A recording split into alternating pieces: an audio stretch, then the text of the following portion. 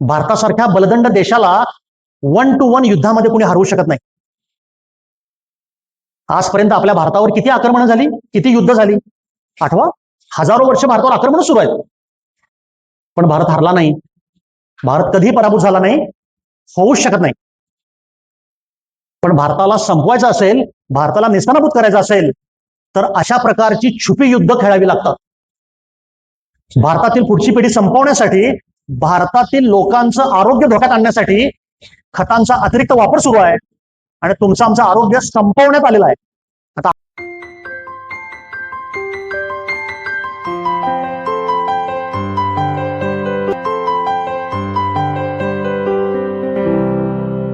आजऱ्यातील मान्यवर आणि व्यासपीठ यांना माझा नमस्कार.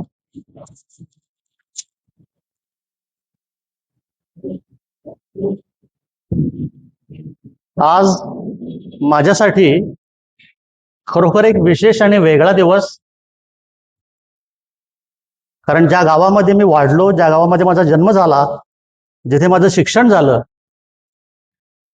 त्याच गावामध्ये आज सर्वप्रथम आज मला व्यासपीठ मिळालं. शतकोत्तर परंपरा असलेलं गंगामय वाचन मंदिर, त्याचे सर्व पदाधिकारी, सर्व संचालक यांचं मी मनापासून पहिल्यांदा आभार मानतो, कारण त्यांनी मला ही संधी दिली. आणि आज मला सर्वप्रथम माझ्या आईबरोबर मला व्यासपीठ शेअर करायला मिळालं, हा माझ्यासाठी माझ्या आयुष्यातला अविस्मरणीय प्रसंग आहे. अत्यंत प्रामाणिकपणे फार कमी लोकांना ही संधी मिळते आयुष्यामध्ये की त्यांचे पालक त्यांच्याबरोबर व्यासपीठावर असतात. आत्ताच माझे गुरुजन इंजल सरांनी माझी ओळख करून दिली. माझ्या गुरुजनांनी माझी ओळख करून द्यावी इतका मी नक्कीच मोठा नाही. मी त्यांचा विद्यार्थी आहे आणि कायम विद्यार्थीच राहीन. माझी आई पहिल्यांदा माझा गुरु, कारण कुमार भवनला तिच्या हाताखाली मी शिकलो.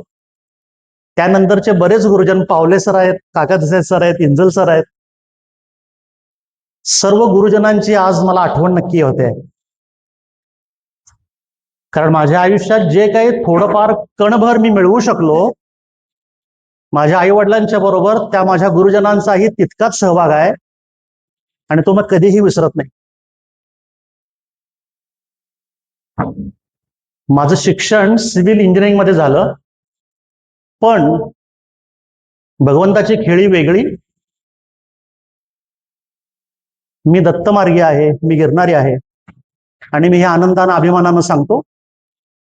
आणि माझ्या आयुष्यातला ट्विस्ट हा माझा व्यवसाय सोडून जो शेतीकडे आला, तो दत्तगुरूंच्या कृपेनं, हे मी अत्यंत समाधानानं मी आज सांगू इच्छितो.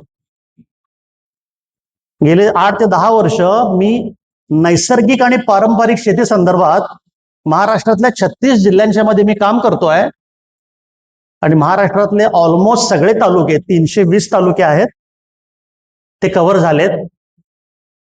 आणि मी काम करतोय म्हणजे मी काम करत नाही आहे, भगवंतानं मला ती काम करण्याची संधी उपलब्ध करून दिली आहे, निमित्त मी आहे. आणि माझ्या आई वडिलांनी जे शिक्षण, जे संस्कार मला दिले, या आजऱ्याच्या मातीमध्ये आणि या हिरण्यकेशीचं पाणी पिऊन जो मी घडलो, जो आहे तसाच मी सगळ्यांसमोर आहे. आणि हे अखंड महाराष्ट्राला भावतंय, आवडतंय. गेल्या काही वर्षात माझे 700हून अधिक शेतीशाळा आणि अभ्यास वर्ग झाले, ज्याला उत्स्फूर्त प्रतिसाद मिळालाय. आणि मिशन ऑर्गॅनिक नावाची ही जी माझी संस्था आहे, ही सेवाभावी संस्था आहे, व्यावसायिक संस्था नाही. आम्ही या संस्थेमध्ये गोरगरीब, कष्टाळू, प्रामाणिक, प्रयोगशील आणि आर्थिकदृष्ट्या अडचणीत असलेल्या शेतकऱ्याला संपूर्णतः मदत आणि करण्याचं काम, मोटिवेशन करण्याचं काम आणि त्यांना प्रशिक्षण देण्याचं काम मोफतपणे, अविरतपणे करत आहोत. आणि माझं आजऱ्यात येणं हे माझे प्रिय मित्र मानसिंग देसाई, संतोष शेवाळे यांच्यामुळे झालं, नाहीतर मी आजऱ्याकडे आलो नसतो. पण माझ्या मित्रमंडळींचा असं म्हणणं होतं, असा आग्रह होता आणि असा हट्टही होता की तू आटकेपार झेंडा लावतोयस बाहेर, पण तू तुझ्या गावाला विसरू नकोस. ज्या गावातून तू सुरू केलंस काम त्या गावामध्ये ये तू आणि महाराष्ट्रातल्या सर्व लोकांना तुझ्या गावाची ओळख होऊ दे तुझ्या कामानं. आज ज्या व्यासपीठावर मी उभारलोय ते मृत्युंजयकार शिवाजी सावंतांचं व्यासपीठ. अखंड भारतामध्ये अखंड जगामध्ये आजऱ्याचं नाव ज्यांनी एकदम सुप्रसिद्ध केलं. आणि शेतीबद्दल म्हणाल तर खेड्याचे आपले मोहन देशपांडे, तुम्हाला प्रामाणिकपणे सांगतो आजरेकर, तुम्ही माझेच आहात, पण ऋषी कृषी मोहन दादांना जो सन्मान अखंड महाराष्ट्रामध्ये आहे दुर्दैवानं आपल्या भागामध्ये मिळाला नाही. हे अत्यंत खेदपूर्वक मी नमूद करतो. कारण ह्या कामासाठी माझं जे फिरणं होत आहे, हजारो लाखो शेतकऱ्यांना मी भेटतोय, तेव्हा महाराष्ट्राच्या कानाकोपऱ्यामध्ये जेव्हा मी आजऱ्याचं आहे असं कळतं तेव्हा पहिल्यांदा नाव मोहन देशपांडेंचं येतं. आज ऋषिकृषी मोहन देशपांडेंच्या स्मृतीला वंदन करून त्यांची आठवण मनामध्ये ठेवून, ते मला भेटले नाहीत, मी त्यांना भेटलो नाही, त्यांची पुस्तकं वाचलेत आणि त्यांनी प्रशिक्षित केलेल्या अनेक शेतकऱ्यांना मी भेटलोय. आध्यात्मिकदृष्ट्या मी म्हणेन की त्यांनी त्यांच्या कामातून ते मला भेटलेत, प्रत्यक्ष भेटले नसले तरी. आज मोहनदादांची आठवण मनात ठेवून मी माझं आजचं भाषण सुरू करतो. आजचा माझा विषय हा नैसर्गिक शेती आणि आनंद जीवन ह्याच्यावरचा आहे, विषमुक्त शेती. माझ्यासारखा सिव्हिल इंजिनिअरिंग मधला कोरड्या भागातला माणूस शेतीकडे कसा वळला. आज माझे दोन सिव्हिल इंजिनिअरिंग मधले मित्र दिसत आहेत. संतोष आहे, जितेंद्र शेलार आहेत, दोघे सिव्हिल मधले आहेत, इंटर मधले आहेत. दगड माती. माझं काम चालू असताना माझ्या काही जवळच्या माणसांना अतिशय गंभीर आजार झाले आणि माझ्या जवळचे काही मित्रमंडळी अचानक अकाली कमी वयामध्ये निघून गेली. आणि हा धक्का तितका सोपा नव्हता. कारण माझ्या आई वडिलांनी जो विचारांचा संस्कारांचा वारसा आहे तो प्रत्येक गोष्टीबद्दल संवेदनाक्षम विचार करणं हा आहे. आणि त्यामुळे माझ्या जवळच्या काही लोकांचं जाणं हे मनाला जबरदस्त चटका लावून गेलं. आणि अकाली वयामध्ये जाणं का, कशासाठी, याचा थोडा अभ्यास, याचा थोडा शोध घेतला. काही मित्रमंडळी डॉक्टर आहेत, त्यांच्याशी चर्चा केल्यानंतर लक्षात आलं की सध्या आपण जे जगतोय त्या जगण्यामधली अत्यंत महत्वाची गोष्ट, जगण्यासाठी लागणारं अन्न, ज्यातून आपल्याला ऊर्जा मिळते, त्या अन्नामध्ये प्रचंड प्रकारचे दोष आहेत.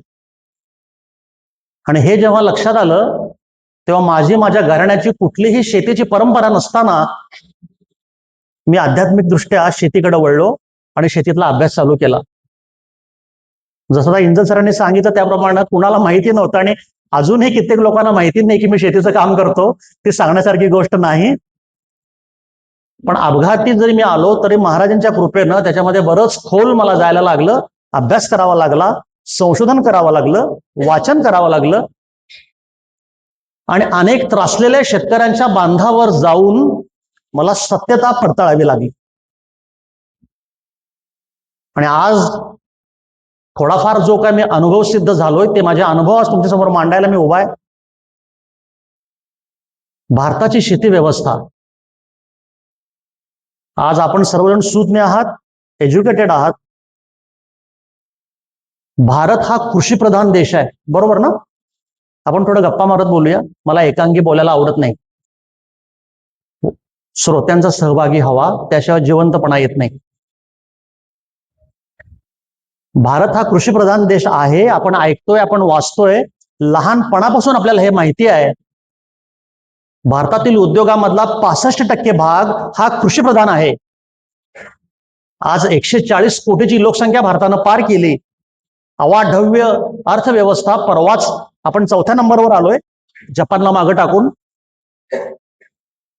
एवढ्या मोठ्या अर्थव्यवस्था असलेल्या महाकाय देशाची कृषी व्यवस्था ही जगातली मोठी आहे. पण मित्रांनो, तुम्ही मला सांगा, काही शेतकरी पण मला दिसतात इथं, आज आपला शेतकरी आनंदी समाधानी आहे का? नाही आहे. आणि हाच प्रश्न मी अनेक गावामध्ये जाऊन शेतकऱ्यांना विचारला की तुम्ही सध्या जी शेती करताय ती शेती तुम्हाला परवडते आहे का? तर त्याचं उत्तर मित्रांनो नाही आहे. आज भारतात कृषीप्रधान देशातला शेतकरी आज जर सुखी समाधानी नसेल तर माझ्या म्हणण्यानुसार त्या कृषीप्रधान या शब्दाला काय अर्थ आहे का? नाही आहे. आपण कुणावर टीका टिप्पणी करायची नाही आहे, पण त्याचं स्टॅटिस्टिकली अनालिसिस करता यायला पाहिजे. प्रॉब्लेम काय आहे हा समजून त्याच्या मुळात जाऊन तो कमी करण्यासाठी सगळ्यांनी संघटित प्रयत्न करायला पाहिजेत. दुर्दैवानं शेती संदर्भात असं होताना दिसत नाहीये. कारण गेली अनेक वर्ष ह्या संदर्भात काम करत असताना मला अनेक संघटनांशी संबंध आला, सरकारी लोकांशी संबंध आला आणि अनेक एनजीओज पण काम करतायत, पण म्हणावं तसं यश कोणाच्या हाताला लागत नाहीये. याची जी कारणं आहेत ती मी त्याच्या पुढे विशद करणार आहे. भारताची शेती व्यवस्था ही अतिशय उज्ज्वल आणि भारताची शेती परंपरा ही अतिशय छान होती. आज आपण आजऱ्यासारख्या सुंदर निसर्गाच्या कुशीत असलेल्या छोट्या गावात राहतो. मी पण इथंच राहिलो तुमच्या बरोबर. भारताची कृषी व्यवस्था ही पहिल्यापासून निसर्गावर अवलंबून होती आणि आजही बहुतांशी निसर्गावर अवलंबूनच आहे. पण ही सुंदर नैसर्गिक शेती विनाशाकडे कधी गेली माहितीये? एक्झॅक्टली 1900 वर्गीस कुरियन म्हणतात सर, त्याच्या आधी सांगतो 1960. आपण थोडा अभ्यास केला. आजकाल प्रत्येकाच्या हातामध्ये अँड्रॉइड फोन आहेत. त्याचा सकारात्मक वापर केला तर आपल्याला भरपूर अभ्यास करता येतो. विकिपीडियावर ही सगळी माहिती उपलब्ध आहे. सरकारी सर्व वेबसाईटवर ही माहिती उपलब्ध आहे, ज्याचा अभ्यास कुणीही करत नाही असं माझं ठाम म्हणणं आहे. 1960 हरित क्रांती नावाचं एक गाजर भारतामध्ये सुरू झालं. जुने जाणते लोक आहेत ते सांगतील त्यांचा अनुभव. हरित क्रांतीच्या वेळी भारताची लोकसंख्या स्वातंत्र्यानंतर वाढायला सुरू झाली. शेतीखाली असणारी जमीन तेवढीच होती, पण खाणारी तोंड वाढायला लागली. बरोबर ना? स्वातंत्र्यपूर्व काळामध्ये लोकसंख्या जेवढी होती, तुम्ही जर त्याचा अभ्यास केलात तर तुम्हाला कळेल की पुढच्या 10 वर्षामध्ये भारताची लोकसंख्या झपाट्यानं वाढली. झपाट्यानं म्हणजे इतकी वाढली की अन्नधान्याचा तुटवडा व्हायला लागला. त्या काळातले काही लोक असतील तर सांगतील, त्यावेळी मिलो नावाचा गहू येत होता अमेरिकेतनं. बरोबर मुकुंदा, बरोबर ना? मिलो नावाचा गहू अमेरिकेमध्ये घोड्यांना खायला घालत होते. ऐकता व्यवस्थित? इट्स अ कॅटल फीड, पशुखाद्य. भारतावर अशी परिस्थिती आली होती की पशुखाद्याची जहाज अमेरिकेतून भारतामध्ये आली आणि त्या मिलोचं रेशनिंग करून आपल्या समाजातल्या लोकांना द्यावं लागलं. आणि प्रचंड अजारक्ता होईल का नाही अशी परिस्थिती आली. आणि अशा वेळेला परदेशी काही संस्थांची भारतामध्ये एंट्री झाली, अभ्यासक म्हणून, तज्ञ म्हणून. आणि तेव्हा हे मस्त गाजर दाखवलं गेलं.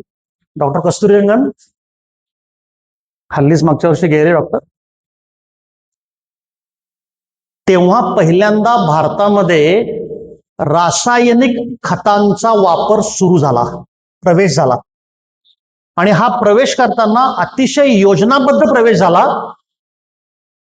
कारण भारतातली पारंपरिक शेती मोडल्याशिवाय भारतातला कुठलाही शेतकरी हे एक्सेप्ट करायला तयार नव्हता. म्हणून पहिल्यांदा भारतातल्या आपल्या सुज्ञ, अनुभवी, प्रयोगशील शेतकऱ्यांना व्यवस्थित सांगण्यात आलं की भारतातल्या वाढीव लोकसंख्येला जर अन्नधान्य हवं असेल तर पहिल्यांदा बियाणं बदलावं लागेल. आणि तिथं बियाणं बदललं गेलं आणि हायब्रिड आलं. बरोबर ना? हायब्रिड सुरू झालं. हायब्रिडची बियाणी आली आणि भारतातली जातीवंत जुनी बियाणी मोडायला सुरू झालं. आणि हायब्रिड बियाणं जेव्हा आलं तेव्हा अत्यंत हळू आवाजात पहिल्यांदा हे सांगितलं, हायब्रिड बियाणानं उत्पन्न वाढणार आहे आणि कंसात रसायन वापरल्यानंतर. तिथून भारताच्या शेती व्यवस्थेला उतरती काढा लागली. कारण त्याच्या आधीची शेती ही निसर्गावर आणि गो आधारित होती.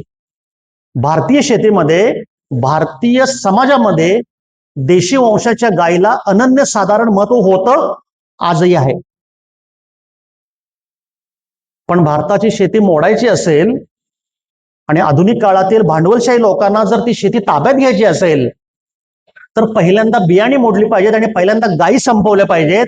हे परकीय भांडवलशाही लोकांनी व्यवस्थित हेरलं होतं. आणि मित्रांनो, आजची अवस्था काय आहे हे तुम्ही मला सांगा.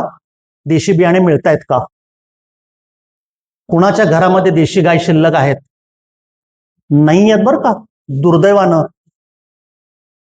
ज्या दिवशी देशी गाईला आपण संपवलं त्याच दिवशी आपण भारतातली शेती व्यवस्था निम्म्यानं खाली आणली. नैसर्गिक शेतीमध्ये गाईला प्रचंड महत्व आहे, अध्यात्मामध्ये गाईला प्रचंड महत्व आहे. आणि आज अभ्यासांती मी तुम्हाला सांगतो की देशी गाय घरात असल्याशिवाय फायदेशीर शेती होऊ शकत नाही. त्या संदर्भात माझ्याकडे खूप दाखले उपलब्ध आहेत. देशी गायीचं आपल्या आयुष्यातलं अनन्यसाधारण महत्व आहे. म्हणून भारतामध्ये, हिंदुस्थानामध्ये, सनातन धर्मामध्ये गायीला प्रचंड महत्व आहे, होतं आणि आहे आणि असणारी आहे. पण हे महत्व तोडण्यासाठी भांडवलशाही लोकांनी अतिशय योजनाबद्ध रीतीनं क्रूरपणे प्रयत्न केले आणि दुर्दैवानं त्यांच्या प्रयत्नांना यश आलंय. आज आपल्या देशी गायी मोडीत निघालेत आणि आज आपल्याकडे ज्या गायी आल्या दुधासाठी त्या HF नावाच्या जर्सी गायी आहेत, ज्या टेक्निकली गायी नाही आहेत. प्रयोगशाळेत तयार केलेला क्लोन आहे, त्याच्यामध्ये डुकराचं DNA आहे. हे प्रयोगांती सिद्ध झालंय. माझ्यापेक्षा तज्ञ डॉक्टर सांगतील की जर्सी गायीच्या दुधापासून प्रचंड आजार होत आहेत, हे सिद्ध आहे. तरी सुद्धा लोक ते दूध वापरतायत. नैसर्गिक शेतीमध्ये कधीही तुम्हाला कुठल्याही प्रकारचं रसायन लागत नव्हतं आणि आजही लागत नाही. पण रासायनिक खत कंपन्या ज्या गलेलठ्ठ आहेत, ज्या बलदंड आहेत, त्यांच्याकडे असलेलं बजेट, त्यांच्याकडचा पैसा, त्यांच्याकडची दादागिरी आणि राजकीय लोकांना वेठीस धरल्यामुळे आज रासायनिक खताशिवाय शेती होऊ शकत नाही असं आपल्या दुर्दैवी शेतकऱ्यांना वाटतंय.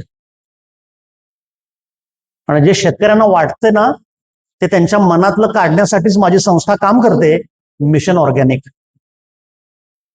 मी शेतकऱ्यांना त्यांच्या बांधावर जाऊन हे समजावून सांगण्याचा प्रयत्न करतोय की बाबांनो, तुमचे माझे पूर्वज जे शेती करत होते ते खत कुठं वापरत होते? आबाजी खत होतं का हो आधी? खतच नव्हतं. मग तेव्हा तुमचे माझे पूर्वज जे शेती करत होते तेव्हा कसं बरं उत्पन्न येत होतं आणि आज रासायनिक खताशिवाय उत्पन्न येतच नाही असं लोकांचं का बरं मत झालंय? पराकोटीचं मार्केटिंग नाहीये, ते ब्रेन वॉश, बुद्धिभेद केलाय शेतकऱ्यांचा आणि शेतकऱ्यांच्या मनावर ठसवलंय की रसायन घातल्याशिवाय, युरिया, DAP घातल्याशिवाय शेतामध्ये काहीही उगवणार नाही. हा प्रचंड मोठा गैरसमज आज भारतातल्या 65% शेतकऱ्यांच्या मनात गुंतवलेला आहे आणि शेतकरी त्याला बळी पडलाय. आज मला हे काम करत असताना सगळ्यात मोठा रेझिस्टन्स म्हणजे सगळ्यात मोठा अडथळा हाच आहे की शेतकऱ्यांची मानसिकता बदलणं हे सगळ्यात मोठं काम आहे आणि तेच मी आणि माझी संस्था अथकपणे करतो आहोत. कारण शेतकऱ्यांना हे टेक्निकली पटत नाही की खत घातलं नाही तर उत्पन्न येणार नाही. त्याच्यावर आम्ही काम केलं. त्याच्यावर माझे 2 पेटंट आहेत इंटरनॅशनल. जमिनीचा सेंद्रिय कर्ब कसा वाढवायचा आणि नायट्रोजन फिक्सेशन करण्यासंदर्भात अभ्यासपूर्ण 2 पेटंट मी मिळवलेत आणि त्याच्या आधारित मी काम करतोय. आणि तुम्हाला सगळ्यांना सांगायला मला आवडेल की कणभर सुद्धा रसायन न घालता आज माझ्याबरोबर काम करणारे शेतकरी फायद्यामध्ये आलेत आणि भरपूर उत्पन्न घेत आहेत आणि त्याचे प्रचंड केस स्टडीज माझ्याकडे आहेत.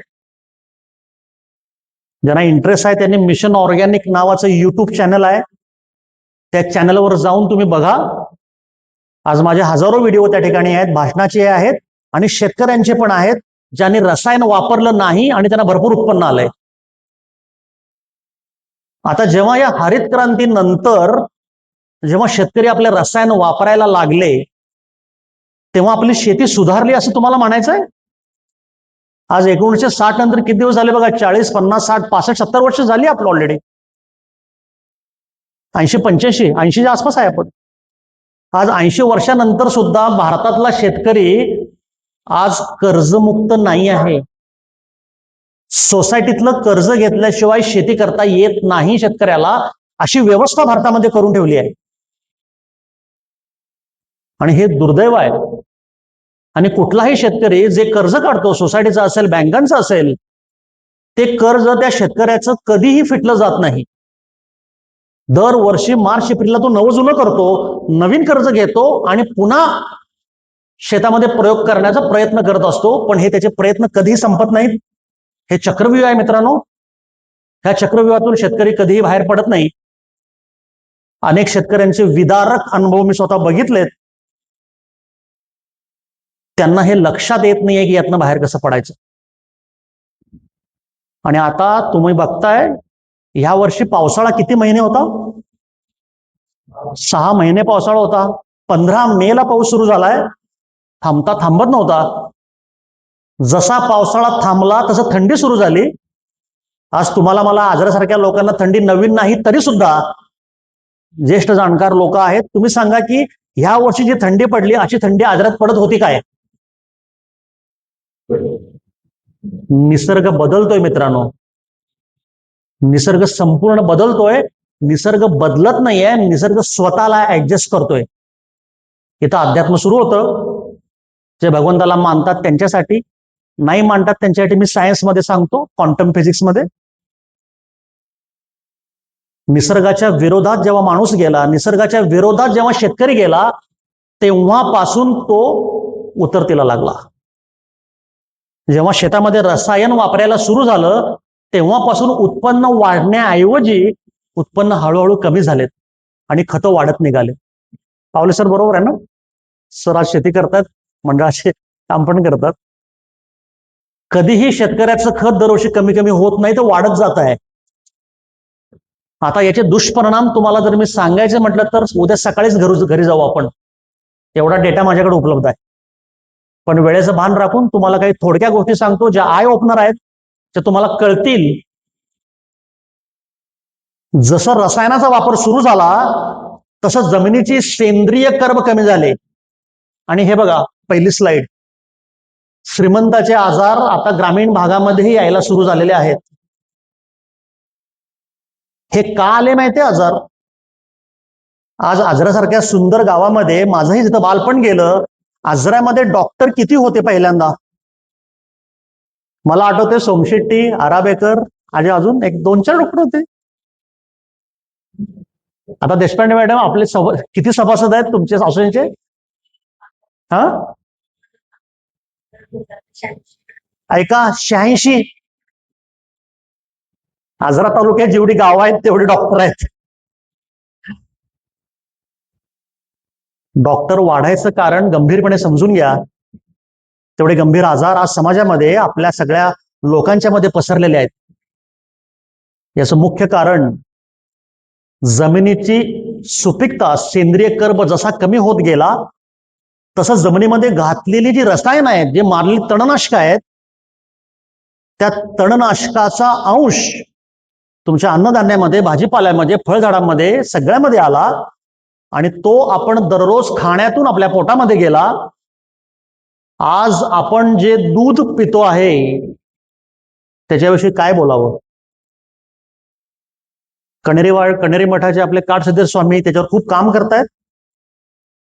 त्यांनीही ओपन कार्यक्रमात सांगितलं होतं, आणि आजही तुम्हाला मी सांगतो, भारताच्या 140 कोटी लोकसंख्येला दररोज लागणाऱ्या दुधाची आवश्यकता ही 74 कोटी लिटरची आहे.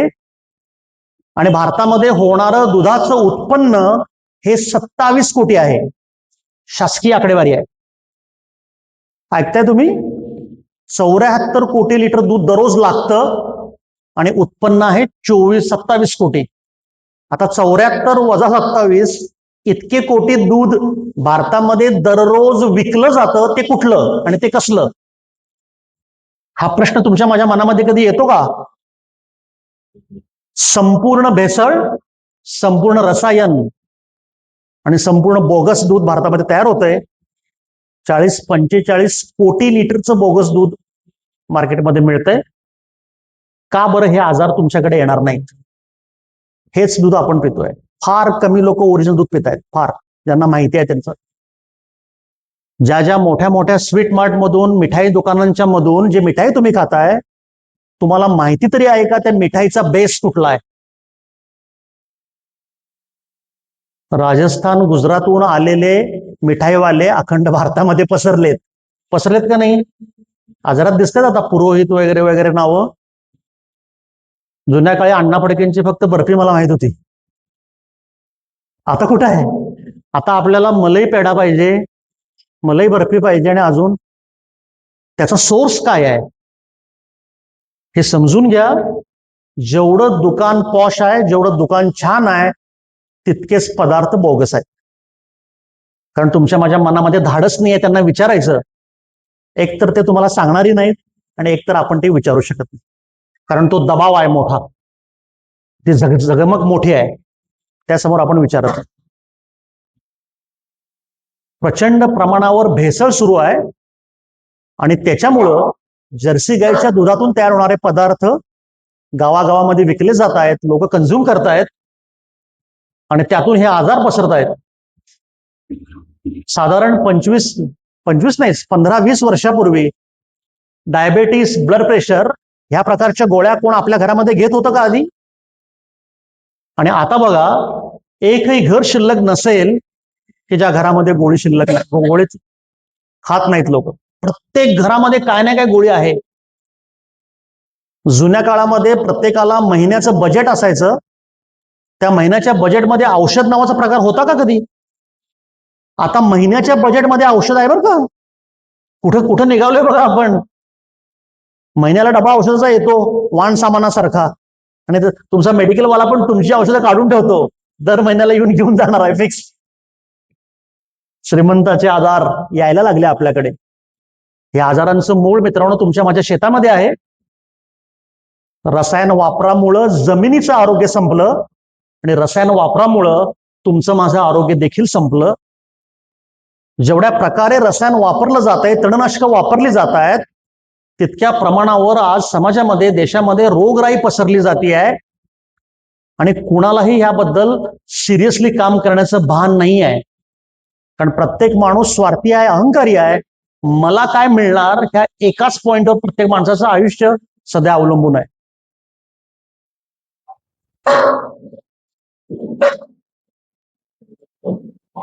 देशी गायी जशा दुर्लक्षित झाल्या, तसं आपल्या घरातल्या सगळ्यांच्या आरोग्यावर परिणाम व्हायला सुरू झाला. घरामध्ये देशी गाय असणं हे आरोग्यासाठी अतिशय मोलाची गोष्ट होती. गायीचं जे व्हायब्रेशन आहे, गायीचा जो श्वास उच्छ्वास आहे, याच्यामध्ये सकारात्मक ऊर्जा असते, हे सिद्ध झालंय. पण आज घरामध्ये गायी नसल्यामुळे बऱ्यापैकी घरामध्ये निगेटिव्हिटी आलेली आहे. भारतातली गाय परवडत नाही म्हणून गायी विकल्या, कसायाकडे दिल्या. 10 नंबर धरला. जगामध्ये काय चाललंय ते बघा. शेतकरी म्हणतोय गायी परवडत नाहीत दुधाला, हे बघितलं काय? भारतीय वंशाची गाय 40 कोटी रुपयांना विकली गेली आहे, आणि आपण म्हणतो गाय परवडत नाही, आणि लोक घेतायत. आज ब्राझीलमध्ये भारतीय वंशाच्या गायीचे गोठे 5-5 हजार गायींचे गोठे आहेत. जसं तुमच्या माझ्या घरामध्ये आपण लहान लेकरांना, लहान बाळांना सांभाळतो, त्याप्रमाणे परदेशामध्ये गायींना सांभाळतायत, कारण त्यांना गायीचं महत्व कळालंय. जपान गायीवर प्रचंड काम करताय. जपानकडे भारतीय वंशाच्या, इस्पेशली महाराष्ट्रातल्या खिलार जातीचे 2 पेटंट आहेत. गायीच्या शेणापासून उपग्रहाचं इंधन करण्याचं काम जपानमध्ये सुरू आहे, आणि आज आपली गाय आपण हद्दपार केली आहे. जगामध्ये सगळ्यांना देशी गायीचं महत्व कळालंय. दुर्दैवानं भारताला कळालेलं नाही असंच म्हणावं लागेल, कारण आज आपल्या शेतकऱ्यांकडच्या देशी गाय हळूहळू लोप पावत निघालेत.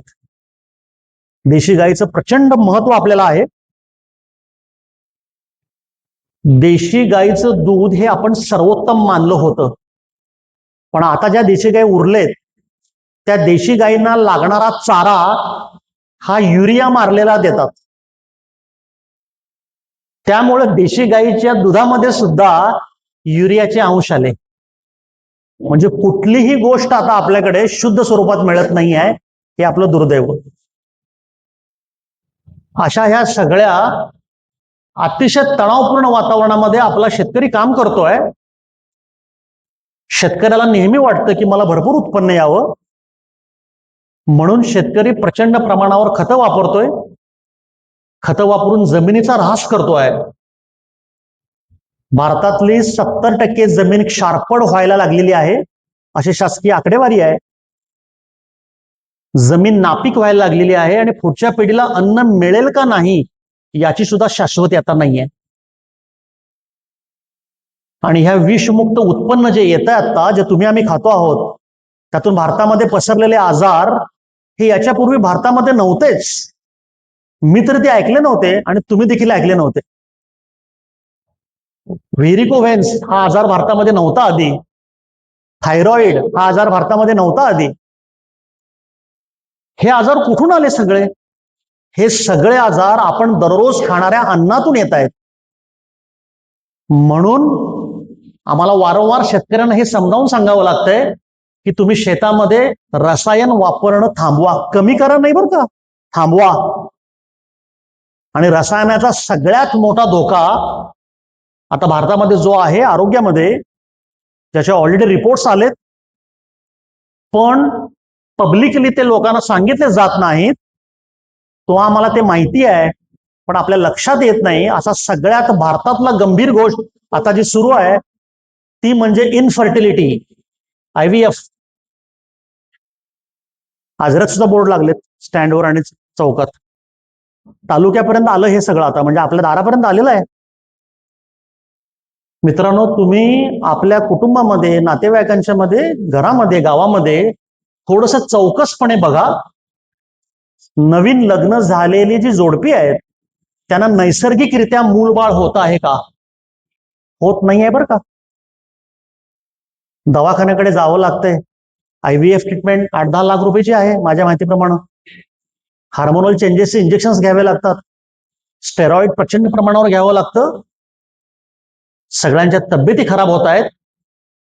आणि अशी रसायनयुक्त औषधं घेऊन अनैसर्गिकरित्या फर्टाईल झालेली बाळं कशी असतील याचा विचार करा.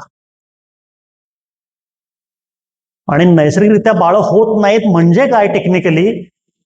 तर स्त्री पुरुषाच्या DNA मध्ये प्रॉब्लेम आलेला आहे. आणि आता आपण नवीन बाळ जन्माला घालण्यासाठी ज्या गोष्टी तुमच्या शरीरामध्ये, मनामध्ये लागतात त्याची कमतरता, डिफिशियन्सी झालेली आहे. आणि ती निव्वळ खतामुळे झालेली आहे.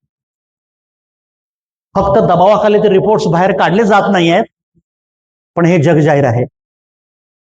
भारताची येणारी पुढची पिढी सुद्धा निरोगी, सदृढ, सशक्त येणार नाही आहे.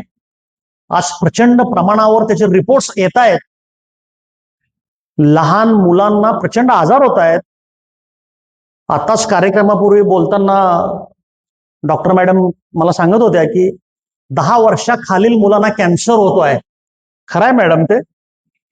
कारण गेले 15 दिवसापूर्वी सांगली मिरजमध्ये मला एका चर्चासत्रामध्ये बोलवलं होतं IMA, इंडियन मेडिकल असोसिएशननं. 400 डॉक्टर्स आहेत त्या ठिकाणी. सांगली मिरजेच्या डॉक्टरांच्या बद्दल मी फार बोलायला नको तुम्हाला. दिशा नावाची मोठी अँको लॅब आहे, त्यांनीच मला बोलवलं होतं. अँको लॅब म्हणजे कॅन्सर तपासणारी लॅब. तर त्या सर्व तज्ञ डॉक्टरांनी जे काही आकडेवारी माझ्या समोर ठेवली, मला सुद्धा 2-3 तास सुचलं नाही काय. उत्तर कर्नाटकातले काही जिल्हे, महाराष्ट्र, पश्चिम महाराष्ट्र, अगदी पुणे मुंबई पासून त्यांच्याकडे रिपोर्ट्स येतात. आणि ते डॉक्टर मला स्वतः म्हणाले की दररोज राहुल मी 40 ते 50 पॉझिटिव्ह कॅन्सरच्या रिपोर्टवर सही करतोय. आणि सांगायला मला अतिशय वाईट वाटतंय की त्या 40-50 पैकी निम्मे पेशंट हे 25-30च्या रेंजचे आहेत. विचार करा, कॅन्सर तुमच्या माझ्या दारावर येऊन थांबलेला आहे. आणि कॅन्सर आणि हे होणारे गंभीर आजार हे फक्त आणि फक्त ह्या रासायनिक खाद्यामुळे होत आहेत, विषारी अन्नामुळे होत आहेत. ज्या प्रमाणावर जमिनीवर तणनाशक मारली जात आहेत त्याच्यामुळे होत आहेत, हे सिद्ध आहे. तरी सुद्धा कोणी थांबायला तयार नाही. संपूर्ण पिढी आपली, आता येणारी पुढची पिढी ही संपूर्ण आता आजारग्रस्त आहे. कोणाचीही तब्येत चांगली नाही. आणि हा शाप आहे. हे थांबवायचं असेल तर सगळ्यात पहिल्यांदा शेतकऱ्याला एज्युकेट केलं पाहिजे, प्रशिक्षण दिलं पाहिजे आणि त्याला हे समजावून सांगितलं पाहिजे की खताशिवाय सुद्धा शेती करता येते आणि फायद्यात शेती करता येते. ते छोटंसं काम मी आणि माझी संस्था गेल्या 8-10 वर्ष करतोय. परमेश्वरच्या कृपेनं त्याला थोडं यश आलंय. आज 3-3.5 लाख शेतकरी आमच्यावर काम करतायत आणि सांगायला मला अभिमान वाटतोय की माझ्याबरोबर काम करणारे शेतकरी कणभर सुद्धा रसायन वापरत नाहीत आणि फायद्यामध्ये आलेत.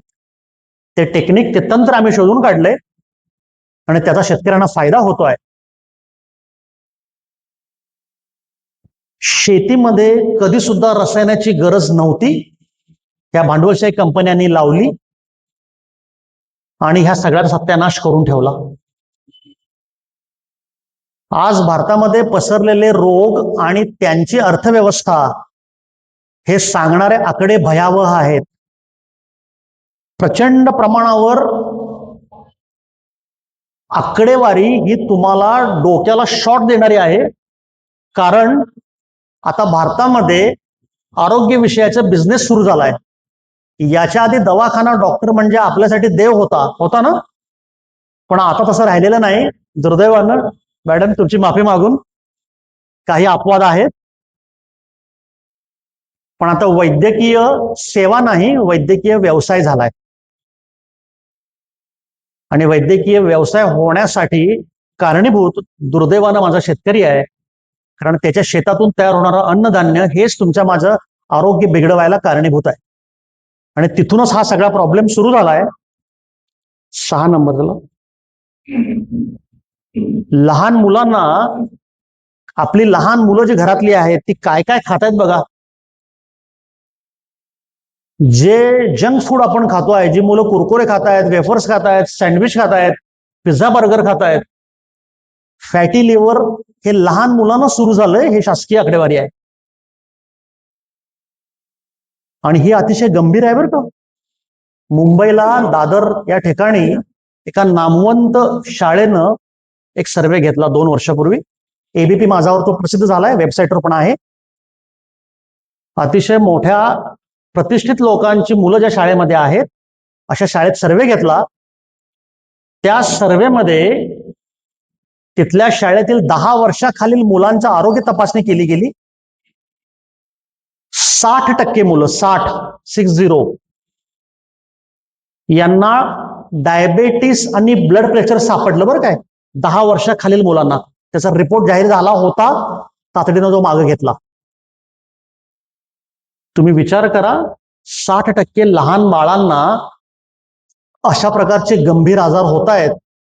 त्यांच्या आई वडिलांनी त्यांना आयुष्यभर गोळ्या द्यायच्या की त्या मुलांना खेळायला, बागड्याला बाहेर पाठवायचं. प्रचंड मोठ्या प्रमाणावर रोगराई पसरती आहे आणि याचं भान आपल्याला नाही. आपल्याला याच्यावर सगळ्यांनी गंभीरपूर्वक विचार केला पाहिजे आणि काम चालू केलं पाहिजे. आणि आता गेल्या वर्षी महाराष्ट्रातल्या सातारा जिल्ह्यामध्ये सापडलेली एक जबरदस्त गोष्ट. मीडिया कसा राजकारणी लोकांच्या ताब्यात आहे त्याचं मला मिळालेलं उदाहरण. बीबीसी हे काय छोटी संस्था आहे का? बीबीसी वर्ल्ड वाईड मोठी संस्था आहे ना. बीबीसीनं एक रिपोर्ट जाहीर केला. आता मी ह्या संदर्भात काम करत असल्यामुळे ऑल्गॅरिदममुळे तो रिपोर्ट माझ्याकडे एका मिनिटात आला. मी तो रिपोर्ट बघितला, मी सेव्ह केला आणि प्रिंट काढायच्या आत तो रिपोर्ट गेला. मॅडमला माहिती आहे केवढी ताकदवान भांडवलशाही लोक आहे. 5 मिनिटं, फक्त 5 मिनिटात रिपोर्ट गेला. फक्त माझं नशीब चांगलं मॅडम, मी तो सेव्ह केला होता हार्ड ड्राईव्हला. तो रिपोर्ट तुम्हाला दाखवतो. सातारा जिल्ह्यामध्ये एका शेतकऱ्याच्या घरामध्ये घडलेली घटना. मला हे दाखवू नका म्हणून सांगितलंय, तुमच्या जीवाला धोका होईल म्हणून, पण तो धोका घ्यायला मी तयार आहे. कारण कुणीतरी तो निखारा उचलला पाहिजे, त्याशिवाय बदल घडणार नाही. मी दत्तमार्गी आहे, माझे महाराज माझं बघतील. बीबीसी रिपोर्ट आहे तो. तुम्ही सगळ्यांनी हे डोळे उघडून बघा. एस्पेशली माझ्या माता भगिनी ज्या बसलेत, तुम्ही सगळ्यांनी सिरियसली बघा, कीटकनाशकाच्या अतिवापरामुळे 6व्या वर्षी मुलगीला पाळी आली आहे, MC. BBC रिपोर्ट आहे. साताऱ्यामध्ये हा शेतकरी आहे, मी त्याच्या घरी जाऊन आलेलो आहे. त्याच्या घरामध्ये तो बागायतदार आहे. त्याच्या घरामध्ये कीटकनाशकाचा साठा त्यानं घरामध्ये ठेवलेला होता आणि त्याच्या आसपास बागडणारं हे लहान बाळ, 5 ते 6 वर्षाची मुलगी. मला सुद्धा 2 मुली आहेत. मी जाणतो ते दुःख. 6व्या वर्षी मुलगीला पाळी आली आहे. तुम्ही विचार करा माता भगिनीनो, भारतामध्ये मॅच्युरिटीचं वय काय आहे? आधी होतं 14-15, आता 11, 12, 13 ला आलंय. पण 12, 13चं 6. ह्या मुलगीचा मानसिक शारीरिक परिणाम मॅडम काय झाला असेल? तिची आई डिप्रेशन मध्ये गेली आहे. तिच्याबरोबर 2 तास मला बोलायला लागलं. गेल्यानंतर हे दुष्परिणाम माझ्या शेतकऱ्यांना सांगणार कोण? आणि हा भोग कोणी भोगायचा? ज्या रासायनिक कंपन्या हे उत्पादन करतायत त्यांना हे कळते का? हे दुःख माझ्या शेतकऱ्याचं, त्या माझ्या बाळाची अडचण त्या शेतकऱ्यांना माहितीये, त्या कंपनीवाल्यांना माहितीये. न कळणाऱ्या वयामध्ये त्या मुलगीला जेव्हा ब्लिडिंग सुरू झालं तेव्हा तिला देखील कळलं असेल का ते कशामुळे झालं? याचा संपूर्ण रिपोर्ट माझ्याकडे आहे. याची आई डिप्रेशन मध्ये गेली, वडील अक्षरशः वेड्यासारखा वागत होता. हा रिपोर्ट डॉक्टर मॅडम 5 मिनिटात काढलाय मीडियावरनं. मी सेव्ह करून ठेवलेला, मला मिळाला, 5 मिनिटात गेला. हा रिपोर्ट आता वेगळ्या नावानं आहे, सगळं वेगळंच केलंय, तो पण मी काढून ठेवलाय. खत कंपन्या किती बल्लंड आहेत बघा. असे माझ्याकडे 1000 रिपोर्ट आहेत वेगवेगळे. तुम्हाला झोप पडणार नाही आणि तुम्हाला जेवण जाणार नाही, एवढे विदारक आहेत. भारतातील पुढची पिढी संपवण्याचं कटकारस्थान आहे. थोडंफार जे मला कळतंय, जे समजतंय, ते थोर मोठी लोक माझ्याबरोबर तुमच्यासारखी आहेत, त्यांच्याबरोबर जेव्हा ब्रेन स्टॉर्मिंग करतो, डॉक्टर लोकांच्यावर जेव्हा आम्ही गप्पा मारतो, अभ्यास करतो, तेव्हा एक गोष्ट प्रामुख्याने कळती आहे. भारतासारख्या बलदंड देशाला 1 to 1 युद्धामध्ये कुणी हरवू शकत नाही. आजपर्यंत आपल्या भारतावर किती आक्रमणं झाली, किती युद्ध झाली? आठवा. हजारो वर्ष भारतावर आक्रमण सुरू आहेत, पण भारत हारला नाही. भारत कधी पराभूत झाला नाही, होऊच शकत नाही. पण भारताला संपवायचं असेल, भारताला नेस्तनाबूत करायचं असेल, तर अशा प्रकारची छुपी युद्ध खेळावी लागतात.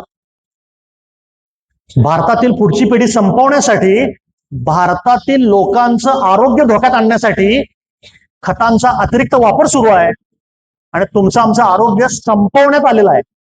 आता आपण इथं जे आहोत ते आपण सगळे विषारीच खात आहोत. प्रत्येकाच्या अंगामध्ये काय ना काय आहेच. आपण नाही यातून बाहेर पडू शकत आणि पर्यायच नाहीये. पण म्हणून काय आपण हातपाय गळून बसायचं की काय? आपल्या देशासाठी, आपल्या समाजासाठी, येणाऱ्या पुढच्या पिढीसाठी आपल्याला सगळ्यांना काम करावं लागेल. भगवंताच्या कृपेने ते मी करतोय. कणभर असेल पण ते करतोय. हे स्लो पॉइझनिंग आहे. व्यवस्थित भारतीय नागरिकांचं आरोग्य धोक्यात आणलं गेलंय. दुसरं म्हणजे मोबाईलची सवय लावली आपल्याला, ते सुद्धा आरोग्यावर प्रचंड घातक परिणाम करत आहे. आत्ताच कोणीतरी सांगितलं मला, आमचा मुलगा आल्या पहिला मोबाईल बघतोय, झोपायच्या आधी मोबाईल. आत्ताच कोणी सांगत होतं मला. ज्या वयामध्ये काम केलं पाहिजे, ज्या वयामध्ये कष्ट केले पाहिजेत, त्या वयातली मुलं आता दिवसातले 4 ते 5 तास मोबाईलचे रील बघतायत. मॅन आवर्स वेस्ट जात आहेत. कष्ट केले पाहिजेत. आज एका वाचनालयाच्या व्यासपीठावर मी आहे. वाचनालयामध्ये किती मुलं येत आहेत? येत नाही आहेत. परवा कोंडुस्कर सरांशी आणि यांच्याशी बोलताना मी म्हणालो की आपल्या गावातील मुलांचं वाचन वाढावं म्हणून काही उपक्रम करायचे असतील तर माझा प्रचंड इंटरेस्ट आहे. तुम्ही मला कधी बोलवा, माझ्याकडे खूप काही गोष्टी आहेत. आजऱ्यातल्या आपल्या प्राथमिक शाळा आणि कॉलेजच्या मुलांनी वाचावं, त्यांनी वाचनालयाकडे यावं म्हणून आपण विविध उपक्रम करायला पाहिजेत. आणि माझं हे आज पण आवाहन आहे. त्यासाठी काय लागेल ती मदत मी करायला तयार आहे, कारण मला माहिती आहे वाचनामुळे काय होतंय. आज माझी आई समोर आहे. ती किती पुस्तकं वाचते हे मी सांगायला नको. एकही पुस्तक तिनं सोडलेलं नाही आहे आणि तीच परंपरा आमच्याकडे आहे. आताच बोलताना आम्ही म्हणालो की पहिला आईनं घरात पुस्तक वाचलं पाहिजे, पेपर वाचला पाहिजे, मग ते बघून मुलं शिकतील. आजकालचे पालकच पहिल्यांदा सबसे कातील गौतमी पाटील बघत असतात, मुलं काय शिकणार? त्यामुळे होणार नाही ते.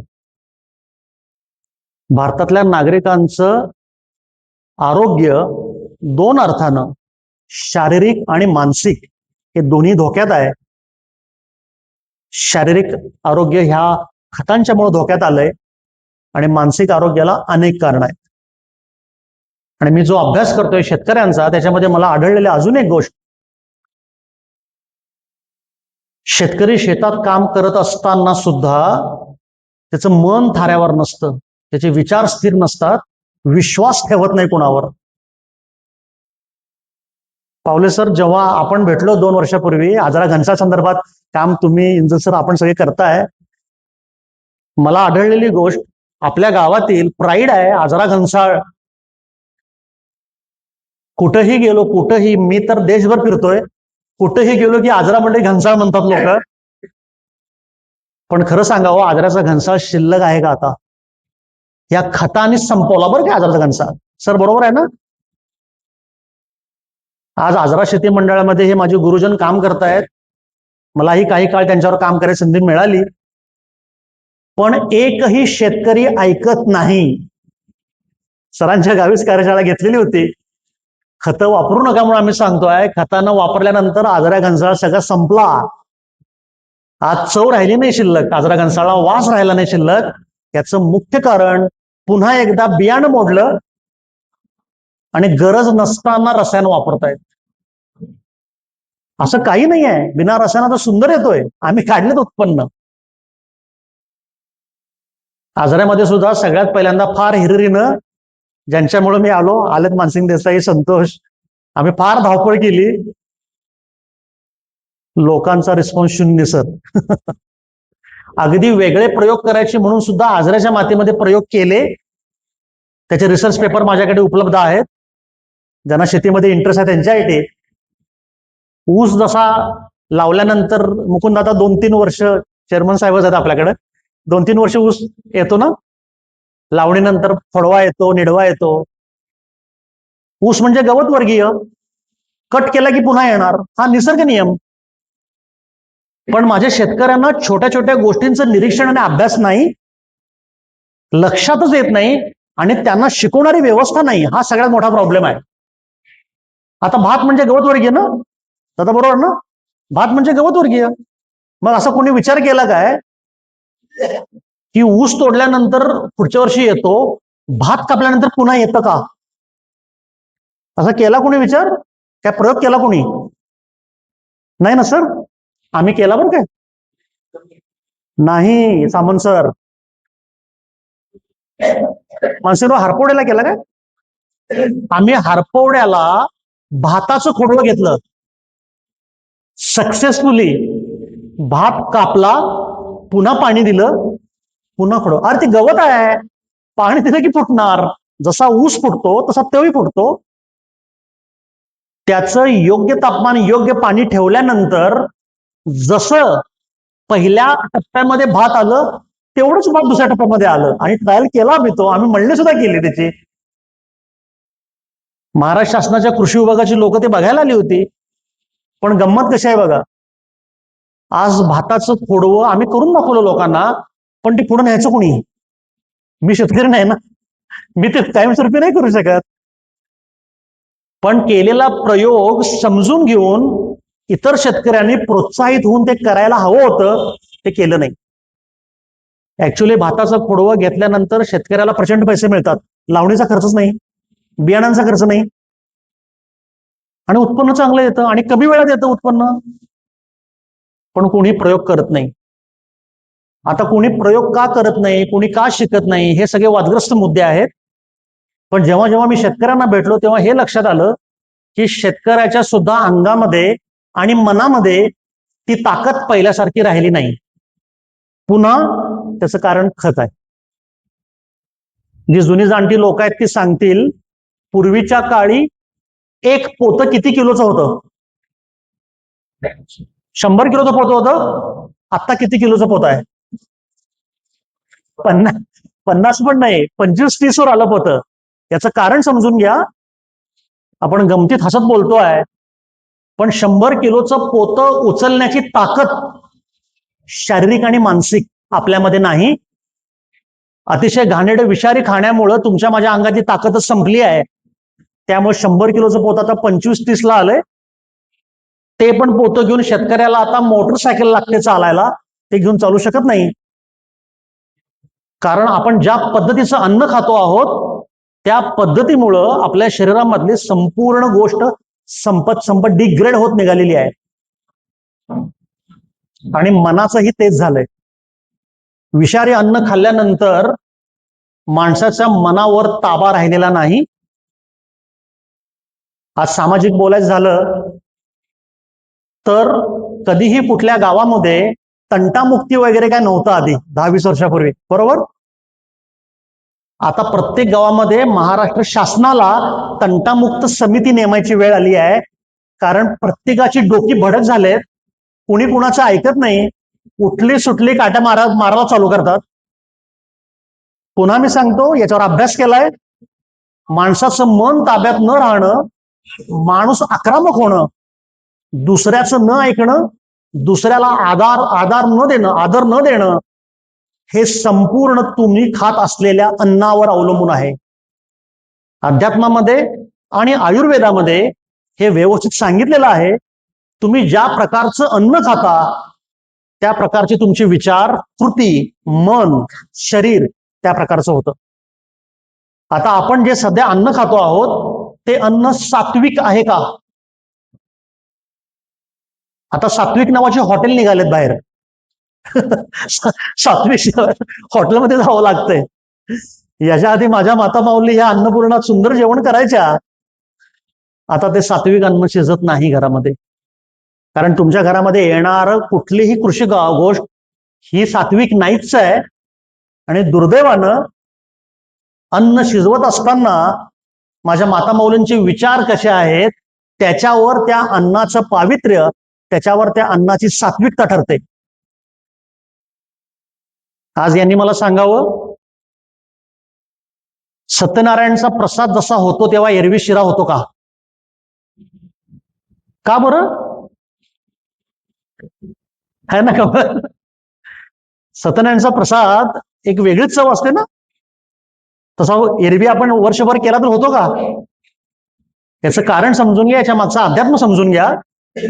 ज्या दिवशी सत्यनारायण असेल, कुठली जत्रा यात्रा असेल, अगदी आमटी भात पण जत्रेतला भारीच होतो. कधी कधी चुकत नाही ना, तिखट मीठ कधी चुकत नाही त्यातलं. कारण जेव्हा भगवंतासाठी आपण एखादा पदार्थ करत असतो तेव्हा तुमचं तन मन तिथं लागलेलं असतं. मनामध्ये श्रद्धा असते असीम, परमेश्वराचं नाव असतं आणि त्या असीम आणि गाढ श्रद्धेनं ती करत असते माऊली. आणि ते श्रद्धा त्यामध्ये उतरलेली असते, ते प्रेम त्यामध्ये उतरलेलं असतं आणि त्याची ती चव असते. दररोज तसं नसतं बरं काय. दररोज तुमची भात आमटी वेगळी असते. पण गंमत अशी आहे की सध्या किती विचित्र सुरू आहे बघा. माणूस घरामध्ये आजकाल सगळं ऑनलाईन मागवतोय. शहरामध्ये पण आणि दुर्दैवानं आजऱ्यामध्ये पण बघतोय मी, प्रत्येक हॉटेलनं आता पार्सल सेवा सुरू केली आहे घरी. लोक तंदूर रोटी आणि पंजाबी घरात आणून खात आहेत. खरं तर आपण ते खायचं नाही. जॉग्राफिकल इंडेक्स GI नुसार, त्याच्यावर बोलतो 2 मिनिटात. माणसाचं मन कसं विचित्र झालं हे मला तुम्हाला सांगायचं आहे. माणूस घरामध्ये पार्सल मागवतो, पंजाबी, चायनीज वगैरे, आणि जेव्हा कुटुंबासह घराबाहेर पडतो फिरायला कुठे, तेव्हा घरगुती खानावळ कुठे शोधतो. शोधतो ना घरगुती. आपण घरगुती कुठे, मग घरात बसून खायला काय आहे घरगुती? घरात पाहिजे आपल्याला पंजाबी, घरातनं बाहेर पडल्यावर पाहिजे घरगुती. मन दोलायमान आहे, मन विचित्र आहे. हे समजत नाहीये. पुन्हा एकदा मनावर ताबा नाही आणि स्वतःला काय हवंय हेच कळत नाही. विषारी अन्नाच्या मुळं, खतांच्या मुळं. जेव्हा आपण निसर्गाबरोबर काम करतो, निसर्ग आधारित काम करतो, तेव्हा निसर्ग आपल्याला सर्वतोपरी सहाय्य करतो. निसर्ग कधीही कोणाला खाली टाकत नाही. निसर्ग कधीही कोणाचं नुकसान करत नाही. आजपर्यंत भारतातली जी वैभवशाली शेती होती ती निसर्ग आधारित होती, गो आधारित होती. आपला कुठलाही शेतकरी नुकसानीमध्ये नव्हता. उत्पन्न येत होतं त्याच्यामध्ये तो आनंदी समाधानी होता. आता तसं नाही आहे. आता प्रत्येक माणसाला भरपूर काहीतरी हवंय आणि ते भरपूर काहीतरी शेतामध्ये येत नाहीये, कारण तुमच्या शेतातल्या जमिनीची अवस्था भरपूर काही निघण्यासारखी राहिलेली नाही.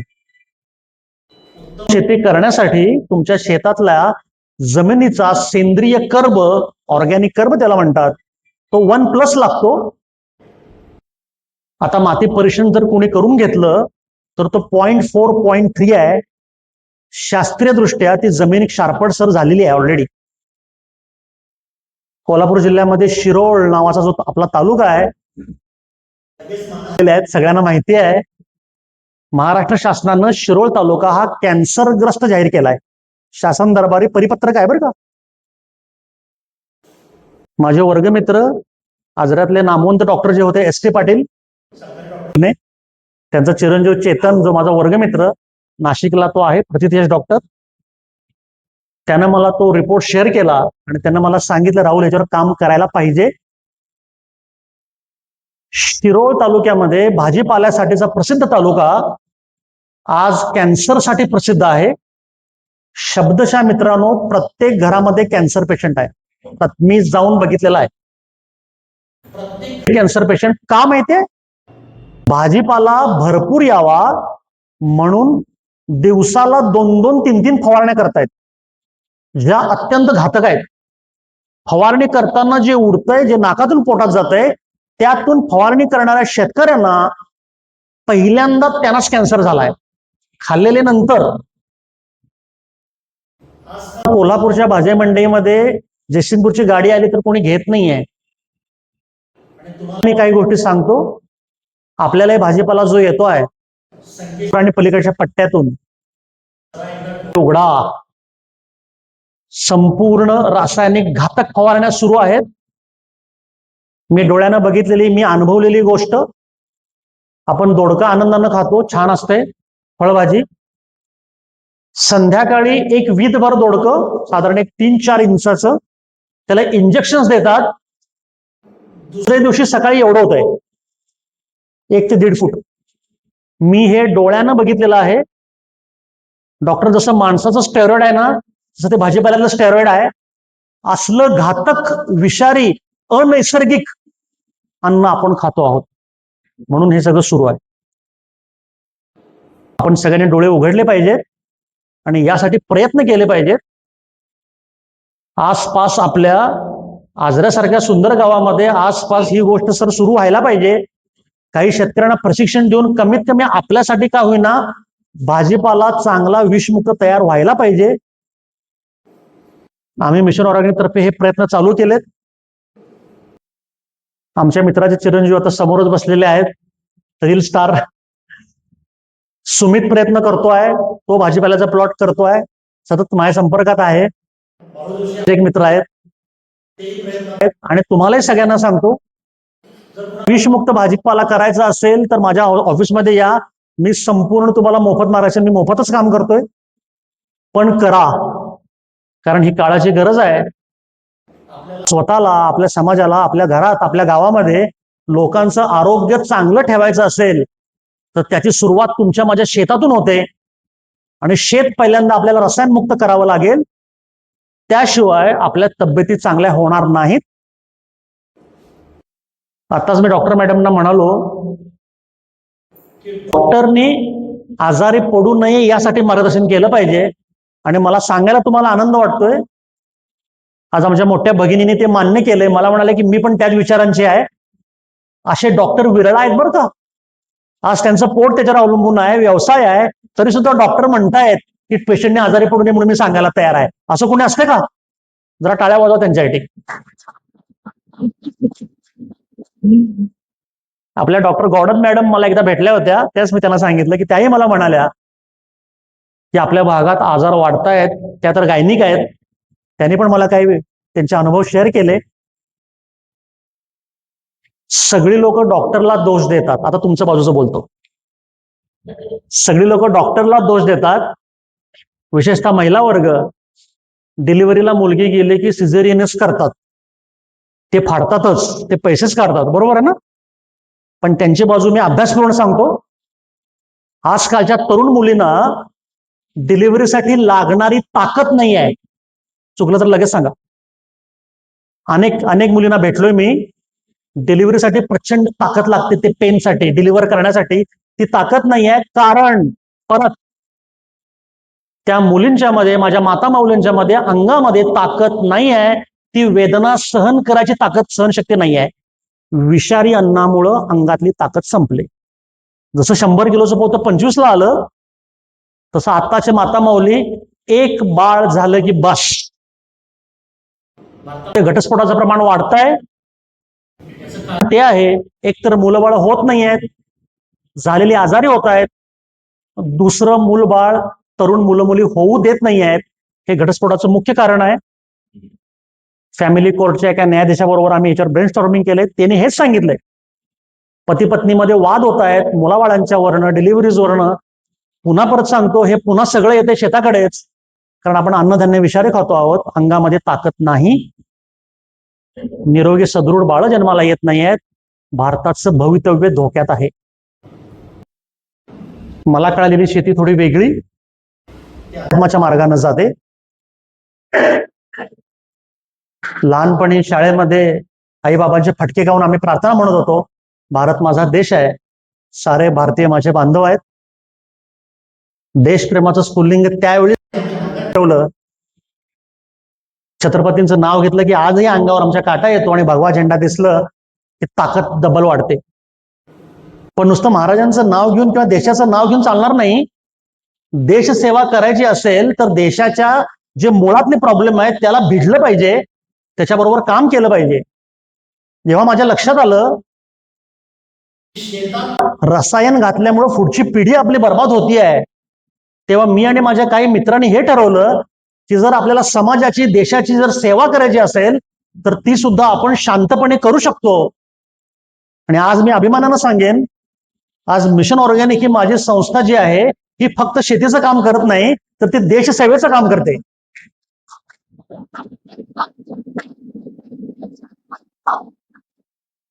कारण आमच्या या छोट्याशा प्रयत्नातून जर 3-3.5 लाख शेतकऱ्यांनी रसायन वापरायचं थांबवलंय, म्हणजे त्या 3-3.5 लाख शेतकऱ्यांच्या शेतामध्ये तयार झालेलं उत्पन्न हे विषमुक्त आहे. आपल्या पुढच्या पिढीला निरोगी ठेवण्यासाठी त्याचा उपयोग होणार आहे. स्वतः निरोगी होत आहेत, याचा आम्हाला प्रचंड आनंद आहे. भगवंत आमच्या हस्ते छोटं छोटं काम करून घेतोय, आणि ते देशसेवेत. देशसेवा म्हणजे काय बंदूक घेऊन सीमेवर जायचं की काय, ते तुम्हाला मला शक्य नाही. आपल्याला सामाजिक व्यवधान, व्याप आहेत, ते आपलं काम नाही. पण आपण आपल्या गावात राहून, आपल्या समाजात राहून आपापली कामधंदे सांभाळून सुद्धा आपण छोट्या छोट्या गोष्टी करू शकतो, छोटे छोटे बदल करू शकतो. मला जे समजलं ते मी केलं, ते तुमच्या समोर आहे.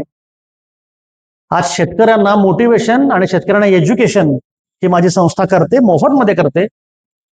भगवंत कृपेनं मला सगळं छान आहे, माझं पोट याच्यावर अवलंबून नाही. तो शेतकरी माझे जे विषमुक्त शेती करतायत त्यांना त्यांच्या आयुष्यामध्ये प्रचंड फरक आलाय. आज प्रचंड माझे शेतकरी बदलत आहेत, आणि आता हे सगळं गव्हर्नमेंटलाही कळालेलं आहे. 8 नंबरला उशिरा का होईना शासनाला पण आता शासन नैसर्गिक शेतीच्या मागं लागलं बरं का. आता हे बघा, राज्यपाल शिकवतायत नैसर्गिक शेती. त्या राज्यपालांनी आता 1-2 महिन्यापूर्वी मुख्यमंत्री, उपमुख्यमंत्री आणि सगळ्या मंत्र्यांची शाळा घेतली आहे नैसर्गिक शेती संदर्भात, जे आम्ही घसापडून राज्यपालांना सांगायची वेळ आली. शासन दरबारी पोचलेला येते, राजभवनामध्ये कार्यक्रम घेतलाय मोठा हा. हे महत्व आता सगळ्यांना कळालेलं आहे. ही विषवल्ली पाहिजे, नाहीतर काय खरं नाही. मोडीत निघणारच आहे, ऑलरेडी निघतच आलेली आहे. पुढे जाऊन प्रचंड लोकांना सामाजिक असंतोषाला प्रचंड शासन आता प्रचंड याच्यावर खर्च करतंय. नैसर्गिक शेती संदर्भातील काम मध्ये गट करतायत. ते आपल्याकडे सुरू झालंय. ज्यांना ज्यांना शक्य आहे त्यांनी पहिल्यांदा नाव नोंदणी करा. जे व्यासपीठाच्या माध्यमातून माझे गुरु घनसाळबद्दल असेल, कारण गेल्या महिन्यापूर्वी मला होतं बरं का तर त्यांनी जरा मला ते सांगितलं तू पुढाकार घे, आणि तुमची सगळ्यांची नावं घेतली त्यांनी. आणि मुकुंद दादा आहेत आपले ज्येष्ठ बंधू. दादा आजरा घनसाळवर काम करायला लागते. हे व्यासपीठ सामाजिक आहे तरी सुद्धा माझं नम्र विनंती आहे, कारण नामशेष होण्याच्या अगोदर आपण काम करूया. बियाणे शिल्लक नाही. छोटे मोठे असतील, छोटे मोठे मनभेद असतील तर ते एकत्र येऊन दूर केले पाहिजेत आणि नैसर्गिकरित्या आजरा घनसाळ पुन्हा रिजॉईस व्हायला पाहिजे. त्या संदर्भात सर मी अभ्यास केलाय. माझ्याकडे काही गोष्टी उपलब्ध आहेत. आपण करायचे असतील तर मी नेहमीच तयार आहे. आपलं गाव आहे, आपला घनसाळ आहे, भावना जोडलेली आहे आणि माझं कर्तव्य जोडलेलं आहे. मी ते करायला तयार आहे. पावले सर, आजरा घनसाळचं उत्पन्न किती हेक्टरचं आहे? हा 700 हेक्टरचं आहे. आता गंमत बघा, 700 हेक्टर मध्ये माझ्या माहितीप्रमाणे एक 2-2.25 टन येत असेल. हाकताय का आकडा? सगळेजण तज्ञ संचालक आहेत सर, आजरा शेती मंडळावर अभ्यासू आहेत, ते स्वतः शेतकरी आहेत. आजऱ्यामध्ये, आजरा तालुक्यामध्ये 700 हेक्टरवर आजरा घनसाळ अंदाजे चालू आहे. त्याची नोंदच नाही आहे मुळात. म्हणजे इथंच माझा आक्षेप आहे पहिला, की त्याला शिस्तच नाही काय. 700 हेक्टरवर अंदाजे 2000 ते 2500 टन आजरा घनसाळ येणं अपेक्षित आहे या लहरी हवामानामध्ये. आणि विक्री किती होते माहितीये का? याच्या तक्रारी कलेक्टर साहेबांच्याकडे गेलेल्या आहेत. त्यामुळे आता शासन दरबारावरनं वर्ण जोरदार, आंबेडकर साहेब पालकमंत्र्यांच्यापर्यंत पण काहीतरी गेले बरं का विषय. निरोप आलेत ऑलरेडी माझ्यापर्यंत. 5000 टनाच्या वर विक्री सुरू आहे आजऱ्यात. मगाशी तुम्हाला काय सांगितलं? दुधाचं उत्पन्न आहे 27 कोटी लिटर आणि बाजार आहे 74 कोटीचा. आजरा घनसाळ आहे 2-2.25 हजार टन आणि 5000च्या पुढे विक्री आहे. का माझ्या गावचं नाव बदनाम होणार नाही यासाठी संघटित प्रयत्न नाहीत. आजरा घनसाळचं बियाणं सांभाळलं पाहिजे. बापू तुम्ही पण पुढाकार घ्यायला पाहिजे. तुम्ही समाजकार्यात आहे पुढं, कारण हे दुसऱ्याचं काम नाही, हे आपलं काम आहे आणि आपण सगळ्यांनी मिळून ते काम केलं पाहिजे. कारण जर पुढच्या 1-2 वर्षामध्ये आजरा घनसाळवर काम झालं नाही तर मी तुम्हाला खात्रीनं सांगतो, दुर्दैवानं सांगतो, आजरा घनसाळ उरणार नाही बरं काय. कारण आता जे आजरा घनसाळ येतो ते बियाणं संपलंय, खतं वापरून त्याचा वास गेलाय. शिवाजी युनिव्हर्सिटीमध्ये इन्क्युबेशन मध्ये पण परवा चर्चा झाली. शनिवारी आहे कार्यक्रम बरं का, युनिव्हर्सिटीमध्ये बोलवलंय मलाही. कारण याच्यावर काम केलं पाहिजे. काम केलं पाहिजे म्हणजे काय, तर पहिल्यांदा खतं वापरायची बंद केली पाहिजेत. या संदर्भात आपल्याला सगळ्यांनी शेतकऱ्यांना जागरूक केलं पाहिजे आणि निरोगी उत्पन्न यायला पाहिजे आणि त्याचं ब्रँडिंग केलं पाहिजे. आणि आजरा घनसाळला बाहेर दर चांगला मिळतो, लोक द्यायला तयार आहेत, पण तसं उत्पन्न येत नाहीये, हे आपलं दुर्दैव आहे. विषारी उत्पन्न घेत असताना जसं रसायन वापरलं तेव्हा जमिनीचा जो दगड झाला, त्या जमिनीचा दगड झाल्यामुळे जमिनीमधली गांडूळ संपली, जमिनीमधले जीवाणू संपले, नैसर्गिक जैवविविधता संपली. आज शेती परवडत नाही असं जो शेतकरी सांगतो त्यांना मी नेहमी उदाहरण देतो की जंगलामध्ये कुठल्याही प्रकारचं रसायन न वापरता कधीही जंगलामध्ये कुठला रोगराई येत नाही. मावा येत नाही, तांबेरा येत नाही, कुठलीच आळी येत नाही. पण आपल्या शेतामध्ये येतो, कारण निसर्ग तुमच्या पिकाची काळजी घेत असतो. तुम्ही निसर्गाला सोडून अनैसर्गिकतेकडे गेला, त्याच्यामुळं तुमच्या पिकांना रोगराई यायला लागली आहे आणि शेतामध्ये प्रचंड प्रमाणावर तण यायला लागलंय. आणि आपल्या भागामध्ये नसलेलं तण सुद्धा आपल्या भागामध्ये येत आहे. हे तण आजकाल खताच्या मधनं येत आहे असं अनेक शेतकऱ्यांनी मला सांगितलं आणि त्याची पडताळणी आम्ही केली आहे. जे युरिया लागवड डीएपी खत शेतामध्ये टाकलं जात आहे त्याच्यातून ह्या कंपन्या काही तणांची बियाणे टाकतायत आणि आपल्या भागामध्ये नसलेली तणं आपल्या भागामध्ये यायला लागलेत. अनेक शेतकऱ्यांचे हे विदारक अनुभव आहेत. जर आपल्याला शेती भारताची पुन्हा समृद्ध करायची असेल तर निसर्गाकडे गेल्याशिवाय पर्याय नाही, रसायन थांबवल्याशिवाय पर्याय नाही. आणि शेतकऱ्यांसाठी रसायन थांबवलं तर उत्पन्न येणार नाही का, तर 100% येणार. मी गेली कित्येक वर्ष काम करतोय आणि ते काम केल्यानंतर आम्हाला कळालं की रसायन घालण्याची शेताला गरज नाही. निसर्गातल्या विविध गोष्टी अशा आहेत की ज्याच्यामुळं तुमची उत्पन्न वाढतायत. उदाहरणादाखल तुम्हाला 2च गोष्टी मी सांगतो. काही शेतकरी पण आहेत आणि सर्वांच्या माहिती व्हावी, ज्ञान वाढावं म्हणून 1-2 गोष्टी सांगतो जे भारतीय शास्त्रज्ञांनी शोधलेल्या आहेत आणि ह्या गोष्टींचे पेटंट आहेत आणि ह्या गोष्टी शेतकऱ्यांच्या पर्यंत पोचू दिलेल्या नाहीत मुद्दामून. कुठल्याही प्रकारच्या शेतामध्ये कुठलंही पीक असेल आणि ते कुठल्याही अवस्थेला असेल तर त्या कुठल्याही अवस्थेतल्या पिकाला संध्याकाळी 6 वाजल्यानंतर जर फक्त पाण्याची फवारणी केली, औषध म्हणत नाहीये, फक्त पाणी जे तुमच्याकडे उपलब्ध असेल ते कुठलंही, पाण्याची फवारणी पिकाला केल्यानंतर पिकाचं उत्पन्न 25 ते 30% वाढतं. हे माहिती आहे कोणाला? या तंत्रज्ञानाला म्हणतात एअर इरिगेशन. महाराष्ट्रातील अमरावतीचे सुपुत्र डॉक्टर मनोहर खके जे सध्या जिवंत आहेत, पुण्यामध्ये कर्वेनगरला राहतात, मी त्यांना भेटून आलेलो आहे. डॉक्टर मनोहर खकेंनी एअर इरिगेशनवर पेटंट घेतला. इंटरनॅशनल पेटंट आहे त्यांच्याकडे, शोध प्रबंध आहे. संध्याकाळी 6 नंतर जर पाणी मारलं आपण कुठल्याही पिकाला कुठल्याही अवस्थेला तर तुमच्या पिकाचं उत्पन्न 25-30% वाढतं. ही काही जादू नाही आहे, याचं मागचं शास्त्र तुम्हाला सांगतो. पाणी फवारणी जेव्हा करतो आपण तेव्हा हवेमध्ये असलेला नायट्रोजन जो 78% आहे तो नायट्रोजन घेऊन ते पाणी खाली येतं.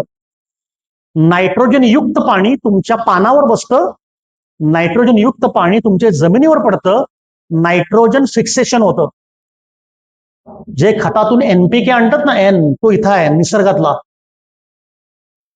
आणि नायट्रोजन युक्त पाणी जेव्हा पानावर येतं तेव्हा फुटवे वाढतात, झाड सदृढ निरोगी होतं, त्याला फुलधारणा फळधारणा चांगली होते, फुलगळ फळगळ होत नाही, परिणामी त्याचं उत्पन्न 25-30% वाढतं.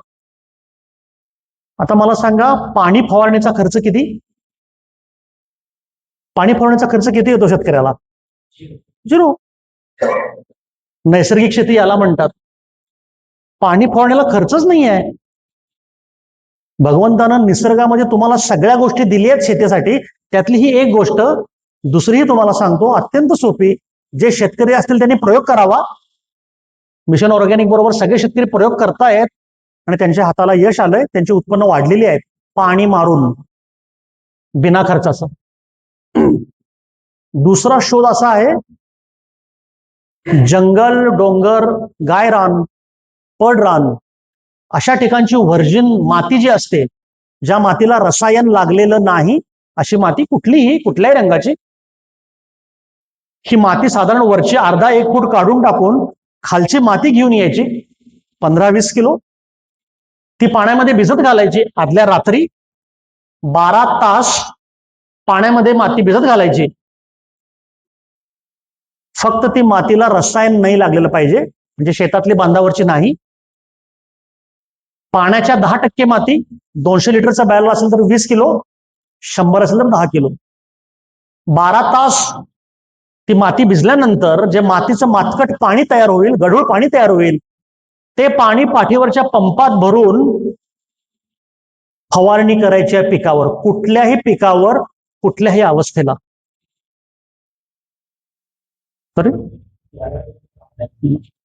मातीच्या पाण्याची फवारणी केल्यानंतर जगातला कुठलाही रोग आला असेल पिकावर तर तो जातो, आणि रोग नसेल दादा तर रोग येत नाही. ऐकताय तुम्ही? भारतातल्या हैदराबाद मधले CV रेड्डी, CVR टेक्निक म्हणतात त्याला, या शास्त्रज्ञांनी हा शोध लावलाय. 2019 साली त्यांना पद्मश्री मिळालेला आहे. मातीच्या फवारणीनं पिकावरचे सर्व रोग जातात. खर्च किती येतो? 0 रुपये. नैसर्गिक शेती. भारतामधल्या शास्त्रज्ञांनी लावलेले शोध भारतातल्या शेतकऱ्यांना माहिती नाही. मी उलट म्हणेन, शेतकऱ्यांच्यापर्यंत मुद्दाम पोहोचवले नाहीत. कारण पाण्याची फवारणी करून जर उत्पन्न वाढवत असेल शेतकरी, आणि मातीची फवारणी करून जर रोगराई थांबवत असेल, तर माझ्या शेतकऱ्याला शेती सेवा केंद्रात जाण्याची गरज आहे का? नाही बरं का. ही 0 बजेट शेती आहे.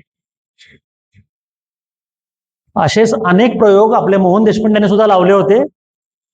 त्यांनी तयार केलेलं अमृत पाणी जे आहे हे सर्वोत्तम आहे भारतातलं. शासनानं त्यांच्या ऋषिकृषी पुस्तकाचे 25 अनुवाद केलेत, माहीतच नाही लोकांना. सर्व भाषांमध्ये ते पुस्तक उपलब्ध आहे. त्या पुस्तकामध्ये प्रचंड महत्वाच्या गोष्टी आहेत, कोणीही वाचत नाही आणि कोणाला माहिती नाही. पाणी मारून उत्पन्न 25% वाढतं. मातीच्या पाण्यानं तुमची रोगराई जाते. तुम्हाला इतर कुठल्याही गोष्टीची गरज नाही. भगवंतानं ही सृष्टी निर्माण करताना, अध्यात्म सुरू, भगवंतानं ही सृष्टी निर्माण करताना, ही जीवसृष्टी निर्माण करताना त्यानं जन्माला घातलेले सर्व पशुपक्षी प्राणी जीवजंतू, आपण सुद्धा मनुष्य प्राणी आहोत, सगळ्यांना सन्मानानं जगण्याची व्यवस्था भगवंतानं पृथ्वी तलावर केलेली होती आणि आहे.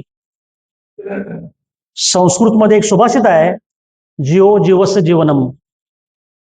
म्हणजे पृथ्वीवरचा प्रत्येक जीव हा दुसऱ्या जीवावर अवलंबून आहे, अशी ही जैवविविधतेची साखळी आहे.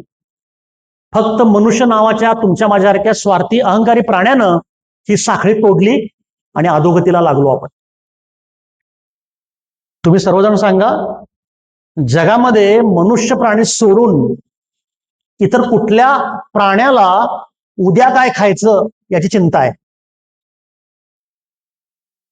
जरा विचार करून सांगा, आहे असं कोण? उद्या काय खायची चिंता आहे? कुठले पशु पक्षी प्राणी त्यांच्या घरट्यामध्ये, बेळामध्ये, वारुळामध्ये कुठं आणून ठेवतात का साठवून? आपण कणग्या भरून ठेवतो, महिन्याचं सामान, वर्षाचं सामान. कारण त्या पशुपक्षी प्राण्यांना ईश्वरीय व्यवस्थेवर विश्वास आहे, श्रद्धा आहे. उद्याचा घास मला कसा मिळणार माहिती आहे. आपण म्हण आहे, गमतीत म्हणतो आपण, जिसने चोच दिया, आहे की नाही? आपण म्हणतो, फक्त विश्वास कुठं आहे? नाही. स्वार्थ आणि अहंकारानं संपवलं आपल्याला. आपल्याला सगळ्यांना वाटतं की सगळं आपल्यालाच कळतं. असं नाही आहे. तुम्हाला मला न कळणाऱ्या अशा अजय अनेक गोष्टी उपरवाल्याच्या हातात आहेत. त्या भगवंतानं ही सृष्टी निर्माण करताना शेतकऱ्यांसाठी सुद्धा प्रचंड गोष्टी निर्माण केलेत. त्यातल्या 2 तुम्हाला सांगितल्या मी. माती पाण्यानं सगळ्या गोष्टी होतात. सूर्यप्रकाशाशिवाय शेती होत नाही, नायट्रोजन शिवाय शेती होत नाही, कार्बन डायऑक्साईड शिवाय शेती होत नाही, पाण्याशिवाय शेती होत नाही. हे 4ही एलिमेंट नैसर्गिक आहेत. तुम्ही मला सांगा, सूर्यप्रकाश, नायट्रोजन, कार्बन डायऑक्साईड, पाणी याचं बिल शेतकरी भरतो का? नाही ना. पण यातली एक जरी गोष्ट नसेल तरी शेती होऊ शकत नाही. सूर्य जरी 8-10 दिवस आला नाही, शेती काय, तुम्ही मी जिवंत राहणार नाही. शाळेमध्ये आपण भूगोलात शिकलोय, उत्तर ध्रुव आणि दक्षिण ध्रुव, अंटार्क्टिका, बरोबर ना? 6 महिने रात्र आणि 6 महिने दिवस असतो त्या ठिकाणी. गवताचं पातं देखील उगवून येत नाही, कारण सूर्यप्रकाश नसतो म्हणून. प्रचंड एनर्जीचा स्रोत आहे सूर्य. सूर्य नसेल तर ही पृथ्वी संपली. शास्त्रज्ञांनी सिद्ध केलंय. तरी सुद्धा तुम्हाला आम्हाला वाटतंय की सगळं आपणच करतोय. करता करविता वेगळा, त्याच्यावर अवलंबून आहे आपण. भगवंतानं जसं शेतकऱ्यासाठी या गोष्टी केल्यात, तुमच्या माझ्यासाठी सुद्धा जगण्यासाठी जी मुख्य गोष्ट आहे ती म्हणजे ऑक्सिजन. त्याशिवाय जगू शकत नाही आपण. ऑक्सिजनचा रिचार्ज मारतो का आपण महिन्याचा? नाही. पण दुर्दैवानं मित्रांनो, ऑक्सिजन वाढावा म्हणून तुम्ही आणि मी कधी प्रयत्न केलेत? 1-2 झाडं लावलेत कोणी आपण? नाही. आहेत ती तोडून टाकलेत आपण. दुर्दैवी शेतकरी आमचे मित्र सगळे वसबी सावलीत काही येत नाही म्हणून आहेत ते बांधावर झाडं पण तोडून टाकायला लागलेत. तुमच्या माझ्या कुटुंबापुरतं का होईना 1-2 झाडं प्रत्येकानं लावली पाहिजेत. पुढच्या पिढी धोक्यात आहे. नाही तर तापमान बदल होतोय, हवामान बदल होतोय, म्हणून 6-6 महिने पाऊस पडायला लागलाय. म्हणून थंडी ही हाडं फोडणारी थंडी होती आहे. 10 डिग्रीच्या खाली टेम्परेचर आलंय. निसर्गाचा समतोल बिघडलाय म्हणून ही गोष्ट झाली आहे. निसर्गाचा समतोल बिघडण्यासाठी या सगळ्या गोष्टी चुकीच्या होत आहेत. सुरुवात शेतीपासून आहे. मी वारंवार तुम्हाला मागापासून हीच गोष्ट सांगण्याचा प्रयत्न करतोय की शेती ही बिनविषाची केली पाहिजे, शेती ही नैसर्गिकरित्या केली पाहिजे. त्याशिवाय आपल्याला तरणोपाय नाही. आपल्या सगळ्यांचे आरोग्य ज्याप्रमाणे धोक्यात आले त्याप्रमाणे पुढे जाऊन शेतकऱ्याला कसायला जमीन उरणार नाही. रासायनिक वापरामुळं जमिनीची मातीची संरचना बिघडलेली आहे आणि ती बिघडलेली संरचना आपल्या शेती व्यवस्थेच्या मुळावर आलेली आहे.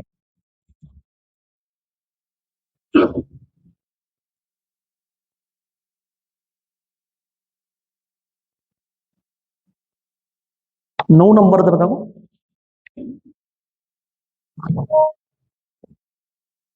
आपण खाण्यापिण्यामध्ये काय काय वापरतोय ते हे एक तर उदाहरण बघा. सगळी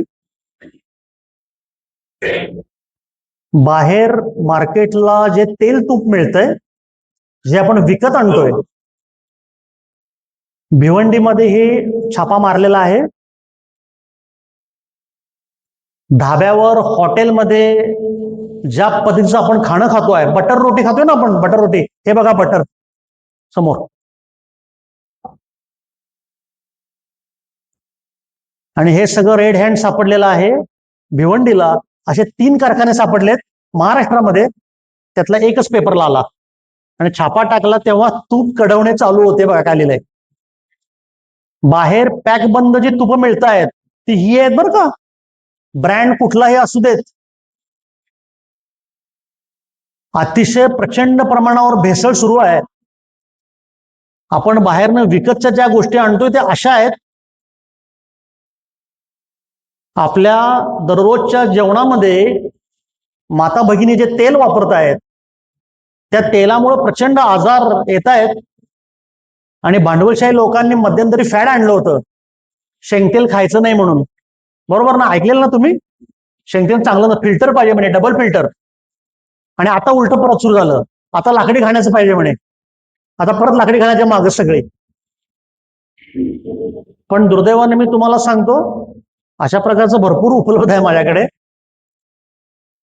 गेल्या वर्षी मुंबईमध्ये एपीएमसी मार्केटला महाराष्ट्र शासनाच्या खाद्य विभागाने एक रेड मारली. त्याचा व्हिडिओ व्हायरल झाला होता, माझ्याकडे आहे, कुणाला बघायचं असेल तर. मुंबईच्या एपीएमसी मार्केटमध्ये महाराष्ट्र शासनाच्या खाद्य विभागानं धडक मारली, रेड मारली. त्या संपूर्ण रेडचा व्हिडिओ माझ्याकडे आहे. इंडोनेशियामधून 25 ते 30 रुपये किलो दरानं पाम तेल आणलं जातं आणि ते पाम तेल रसायन घालून, फ्लेवर घालून आज तुमच्या माझ्या घरामध्ये येणारी सर्व तेल ही पाम तेलापासून तयार केलेली कृत्रिम तेल आहेत. माता भगिनी लक्षात ठेवा, किती पण मोठे ब्रँड असू दे बरं का, किती पण मोठे, ही जी तेल पिशवीतनं 150-200 रुपये लिटरनं मिळतायत ना, हे कुठलंही तेल शुद्ध नाही आहे, ज्याचा तुमच्या माझ्या आरोग्यावर परिणाम होतोय. आणि याचं साधं सोपं तुम्हाला हिशोब व्यवहारिक सांगतो, तुम्हाला पटतोय काय बघा किंवा तुम्ही मला सांगा. आपण सगळेजण जुन्या काळी घरातल्या शेतामधनं आलेलं तेल गाळून घेत होते ना, प्रत्येक शेतकरी. गेल्या 10-15 वर्षात हे थांबवलं गेलंय. भारतीय वंशाच्या ज्या तेलबिया आहेत कुठलीही, शेंगदाणा आहे, सूर्यफूल आहे, तीळ आहे, मोहरी आहे, खोबरं आहे. भारतीय वंशाची कुठलीही तेलबी हाताला घेऊन चोळल्यानंतर हाताला तेलकट होते हात, बरोबर? बघितले, आपण पण बघितलं सगळ्यांनी. आता सध्या आपण सोयाबीनचं तेल स्वस्त आहे म्हणून वापरतोय सगळी, बरोबर ना? तुमच्या सर्वांच्या माहितीसाठी शास्त्रीय माहिती, सोयाबीन तेलबी नाही, सोयाबीनचं तेल खायचं नाही, बरोबर? चुकलं सांगा मला. सोयाबीनचं तेल खायचं नसतं, कारण सोयाबीन तेल बी नाही, सोयाबीन पशुखाद्य आहे, कॅटल फीड आहे. सोयाबीनचं घेऊन जरा चोळून बघा, बघू तेल लागतं का? लागते तेल? बघितलंय कोणी? प्रयत्न करून बघा, सोयाबीन घेऊन हाताला चोळून हाताची साल्ट जातील, रक्त येईल, खरं ते त्यातनं काही येत नाही. मित्रांनो, सोयाबीन ही तेलबी नाही, भारतीय वंशाची कुठलीही तेलबी घाण्यामध्ये टाकल्यानंतर तेल येतं, सोयाबीन टाकल्यावर तेल येत नाही बरं का. सोयाबीन कोल्ड प्रेसमध्ये तेल येत नाही. सोयाबीनचं तेल काढण्याच्या कारखान्याला काय म्हणतात माहितीये? Oil extraction unit. एक्स्ट्रॅक्शन म्हणजे काय? ओढणे, ओढून ताणून जबरदस्ती ओढण्याला एक्स्ट्रॅक्शन म्हणतात. आपल्या भारतीय वंशात तेल बी एक्स्ट्रॅक्ट करतो का आपण? प्रेस करतो, कोल्ड प्रेस, त्या प्रेस मधून तेल येतं.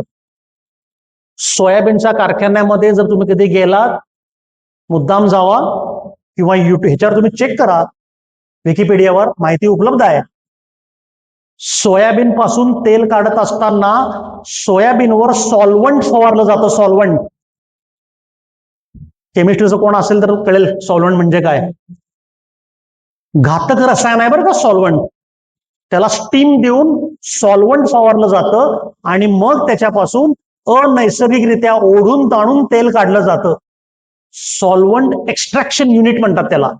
कुठल्याही ठिकाणी जाऊन तुम्ही बघा, तेल घाणा नाही आहे, तो ऑइल मिल नाही आहे ती.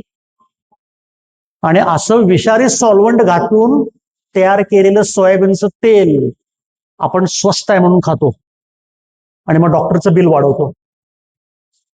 मुळात सोयाबीन हे तेल बीच नाही आहे टेक्निकली.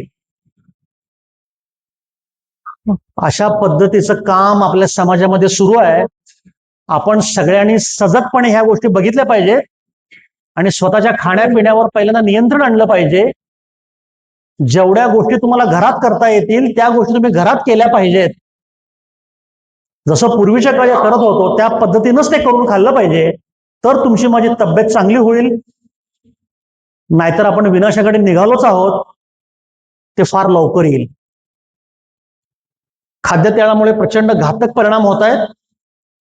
आणि जेव्हा त्या विभागानं रेड मारली तेव्हा जे सापडल्या पाऊच, ते भारतात आता जे मार्केटमध्ये असलेल्या सगळ्या कंपन्यांचे पाऊच होते. सगळ्या, अगदी सफोला बिफोला काय मोठी मोठी नावं, जेमिनी पिमिनी, सगळे पाऊच होते. तुम्हाला येणारं प्रत्येक तेल हे भेसळच आहे, 100% मी सांगतो. त्याच्यावर आम्ही अभ्यास केलाय. शेंगदाणा तेल जे आपलं कॉमन आहे, आपण घराघरामध्ये शेतकरी करतो, त्याचा आर्थिक हिशोब तुम्हाला सांगतो. आता शेंगदाणा तेल किती रुपये किलो मिळतं कोणते सांगा? काय शेंगदाणा तेल? 250-300, बरोबर. आता आता ऐका मजा, आणि हा अभ्यास करा, मी सांगतो म्हणून माझा विश्वास ठेवू नका. शेंगदाणा किती रुपये किलो आहे? 140 म्हणतायत. 120 शेतकऱ्यांच्याकडचा. 1 किलो शेंगदाणा गाळल्यानंतर 30 ते 35% तेल पडतं, रिकव्हरी. खरं आहे का खोटं? कोणाला माहिती आहे? 30 ते 35% रिकव्हरी आहे. म्हणजे तुम्हाला 1 किलो तेल काढायचं असेल तर 3 किलो शेंगदाणे पाहिजेत. 120 गुणले 3 किती? आता पुढचं सांगू काय नको? पुढचं बोलू काय नको आता? 360 रुपये रॉ मटेरियलची कॉस्ट आहे, 25 रुपये बंडांना गाळायची कॉस्ट आहे. लेबल, बाटली, पॅकेजिंग, हँडलिंग, फॉरवर्डिंग, प्रॉफिट. तुम्हाला ओरिजिनल शेंगदाणा तेल 400 रुपये शिवाय मिळत नाही. कुठनंही आणू नका तुम्ही. जे तुम्ही खाताय ते डुप्लिकेट आहे, मिक्स केलेलं आहे, पाम तेल घातलेलं आहे. तुम्ही साधा हिशोब आहे व्यवहारी. तुम्ही पहिला हा विचार करा ना, कच्चा माल किती रुपयाचा आणि काय होतंय, किती गाड्या आहेत. किंवा सरळ तुम्ही शेंगदाणे घेऊन जाऊन गाळून आणा, सगळ्यात सोपं. समोर उभारून आजकाल गाळून देतात, समोर उभारून आपले आपले घेऊन जायचे 10 किलो गाळून दे म्हणे वापायला. कारण व्यवहारामध्ये ह्या गोष्टी कळत नाहीत, पटत नाहीत, तरी लोक खातायत. त्याच्यामध्ये भेसळ आहे, त्याच्यामध्ये पामतेल आहे, त्यांना तब्येतीला मार बसतो. तेल, साखर आणि मैदा यानं भारतीय समाजातील सगळ्यांचं आरोग्य संपवलं. आज प्रचंड बेकरी प्रॉडक्ट मार्केटमध्ये आले. आज आपल्या भागामध्ये होणारा सुंदर नाचणा कोणी खात नाही. आता जगभर नाचण्याला प्रचंड मागणी आहे. मागच्या वर्षी मी स्वतः आंध्र प्रदेशमध्ये गेलो होतो एक प्रोजेक्टवर. नाचणी मिळत नाहीये सर, आणि आपल्याकडे करत नाहीयेत. ह्या वर्षी शासनानं हमीभाव जास्त दिलाय नाचणीला, 4,000 देते, 4,200 हमीभाव दिलाय. आपली नैसर्गिक मूळ उत्पादनं केली पाहिजेत आणि ती खाल्ली पाहिजेत. आज आजारा घनसाळला जो जिओग्राफिकल इंडेक्स GI मिळालाय, त्याबद्दल 2 वाक्य सांगतो. माहिती असायला पाहिजे, सगळ्यांना माहिती असतील, पुन्हा सांगतो. जिओग्राफिकल इंडेक्स म्हणजे ज्या भागातलं जे एक विशिष्ट वातावरण असतं, त्या भागात एक विशिष्ट माती असते, पर्जन्यमान असतं, त्या वातावरणानुसार त्या ठिकाणी येणारं सर्वोत्तम पीक, त्याला GI इंडेक्स असतो. आजरा घनसाळ GI इंडेक्स आहे, प्रचंड अभिमानाची गोष्ट आहे. पण आजकाल आम्हाला ते सांगूसं वाटत नाही. जिओग्राफिकल इंडेक्सचा जेव्हा मी अभ्यास करायला लागलो यांच्यामुळंच, तेव्हा मला असं आढळलं, अध्यात्म परत, भगवंतानं जेव्हा सृष्टी निर्माण केली तेव्हा त्या सृष्टीमध्ये जी जैवविविधता निर्माण केली, तसंच विविध ठिकाणच्या माणसांसाठी विविध प्रकारची हवामानं तयार केली. तसे आहेत ना. आज राजस्थानमध्ये वाळवंट आहे, उष्णता आहे. हिमालयामध्ये बर्फ वेगळाच आहे, साऊथला केरळला वेगळाच आहे, समुद्रकिनारा वेगळा आहे, मध्य महाराष्ट्रामध्ये आपण वेगळे आहोत, सह्याद्रीच्या प्लॉटोवरचे आपण वेगळे आहोत, लॅटराईटवर बसलेले. प्रत्येक ठिकाणी त्या त्या विविध वातावरणानुसार, तिथल्या विविध प्रकारच्या मातीच्या गुणधर्मानुसार, पर्जन्यमानानुसार त्या त्या ठिकाणी विविध प्रकारची उत्पन्न नैसर्गिक येतात. ती एकसारखी नाही आहेत बरं का. आणि त्याच्या मागचे गंमत अशी आहे की त्या भागात राहणाऱ्या माणसांचं ते मुख्य अन्न असतं, आणि तिथल्या माणसांनी तेच खायचं असतं, तर आरोग्य उत्तम राहतं. साधं सोपं कळण्यासाठी तुम्हाला एक व्यवहारिक उदाहरण देतो. कोकण किनारपट्टीला लोक काय खातात जास्त? भात खातात, मासे खातात. त्यांचं मुख्य अन्न भात आणि मासे आहे. तिथं भात दाबून खाल्ल्यानंतर पोट वाढतं का? फॅटनेस वाढतो. कारण तिथलं ते दमट वातावरण आहे, तिथली जी पाणी आहे, त्यामुळे त्यांची पचन क्षमता वेगळी आहे. सकाळी उठून पेज खाल्ल्यापासून भाकरी पण कसली खातात? तांदळाचीच. पण त्यांना त्रास होत नाही, कारण ते वातावरण तसं आहे. म्हणून भगवंतानं कोकण किनारपट्टीला भाताचं उत्पन्न जास्त येतं. कोकण किनारपट्टीला ज्वारी, गहू पिकतो का? तयार होतो. म्हणून तिथली लोक ते खात नाहीत. ते खायचंच नसतं, कारण त्यांच्या हवामानाला ते पचणार नाही. आता थोडं बार्शी, सोलापूर, नांदेड ह्या पट्ट्यात इकडे भात खातात लोक. ज्वारी, तिथलं वातावरण उष्ण आहे, कोरडं वातावरण आहे, तिथं भात खाऊन चालणारच नाही, त्यांच्या शरीराला तो उपयोगच नाही. म्हणून तिथं भातच तयार होत नाही. शेतकरी भात करतच नाही तिकडे. कळलं का? GI हे समजून घ्या. भगवंतानं ही सगळी व्यवस्था केली आहे. आज मी माझ्या कामानिमित्त जेव्हा मराठवाडा विदर्भामध्ये जातो, मोस्ट ऑफ द मी तिकडेच असतो. तिकडच्या जेवणामध्ये भातच नाही. आम्हाला जमत नाही आजरेवाल्यांना दररोज भात खायला पाहिजे. घासभर का होईना भात, त्याशिवाय मन भरत नाही. भात मिळत नाही. तिकडे कोणाच्याही घरामध्ये भात करत नाहीत, सणाला करतात बरं काय, एकदम कधीतरी. तिकडच्या हॉटेलमध्ये सुद्धा भात चुकून कोण खातच नाही भात. ते भात मागितलं तर वेगळ्या नजरेनं बघतात तुमच्याकडे, कुठं आलाय म्हणतात, त्याला गाडी बघतात नंबर कुठला आहे माणूस. समजून घ्या, ही व्यवस्था हे भगवंतानं केलेली आहे. ज्या भागामध्ये जी गोष्ट पिकते तीच तुमचं खाण्याचं मुख्य अन्न असतं, आणि तेच खायला पाहिजे जे आपण आता खात नाही आहोत. आपण नाचण्याची भाकरी खाल्ली पाहिजे, आपण ज्वारीची भाकरी खाल्ली पाहिजे, आपण तांदळाची भाकरी खाल्ली पाहिजे. आपण धाब्यावरच्या रोट्या खातोय पंजाबच्या, बरोबर ना? पंजाबमध्ये चालतं ना, गहू तिकडे येतोय, आपल्याकडे नाही. तुम्हाला मला पचेल का ते? शक्य नाही. पण हे सांगणार कोण आणि हे समजून घेणार कोण?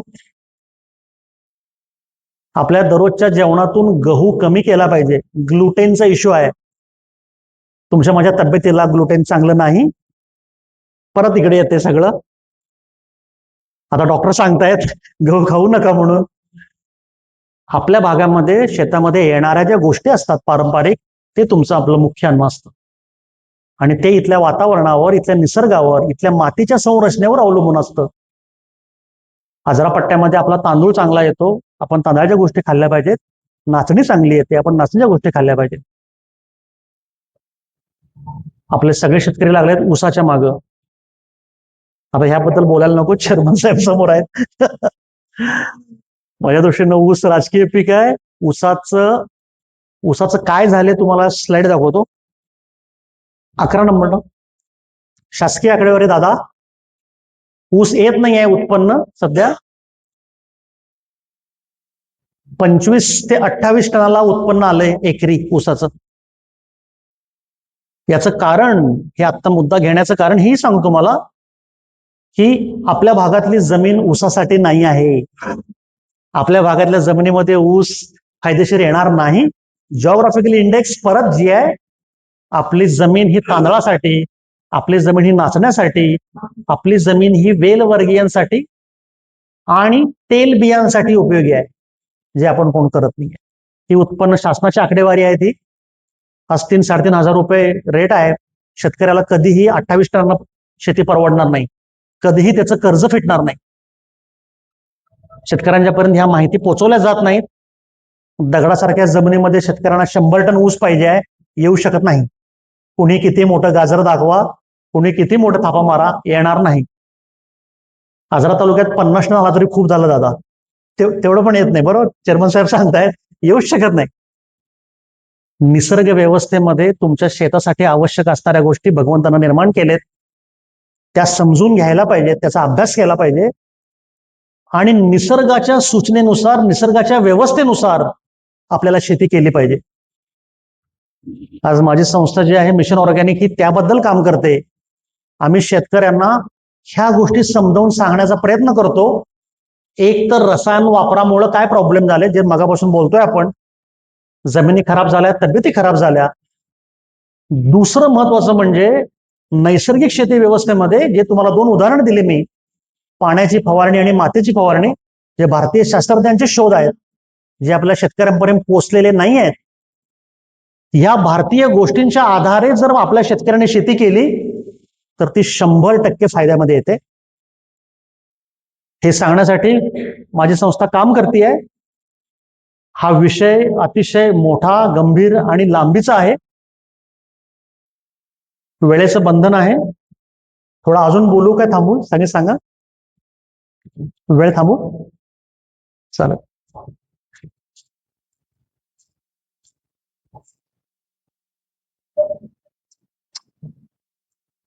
गंगामाई वाचन मंदिरानं मला आज व्याख्यानासाठी निमंत्रित केलं, त्याबद्दल मी त्यांचे आभार मानतो.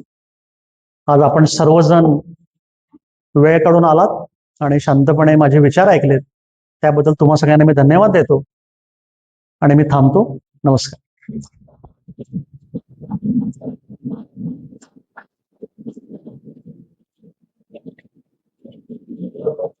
दोनच मिनिटं.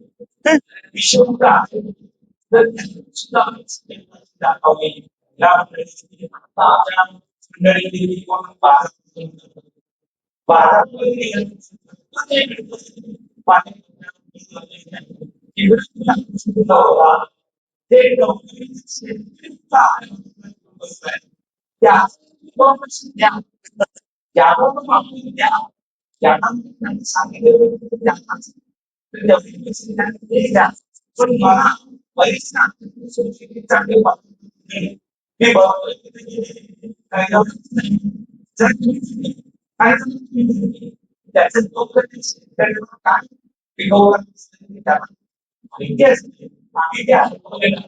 तेव्हा माझी एक विनंती असेल की जे शेतकरी स्वतः त्यांच्या घ्या आणि जे दुसरं वांगी म्हणालो आणि त्या का तर तिच्या औषध फवारणी केली नाही घेतलं वांग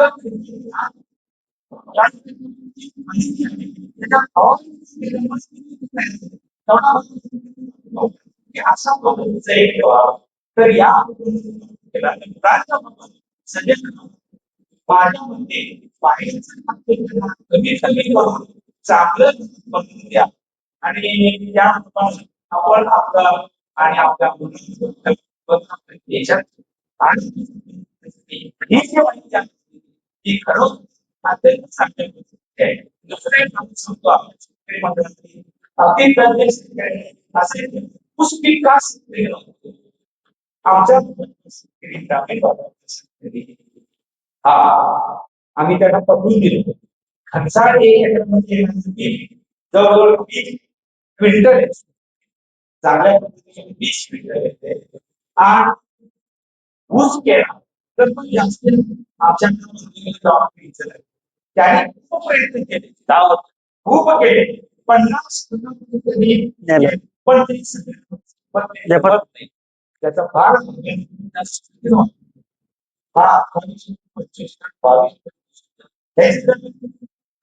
आर्थिक तर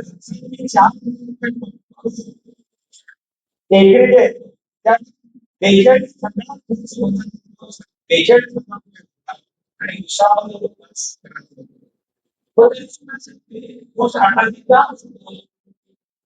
सोसायटी पैसा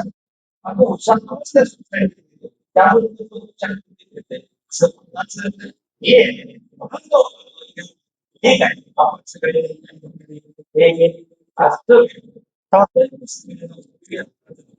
बोलतात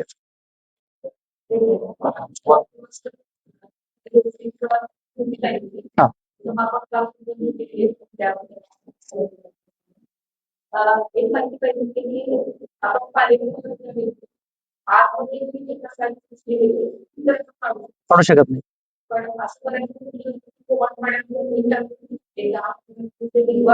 आणि मगच ते करा तर त्या पद्धतीने केल्यानंतर इतर ते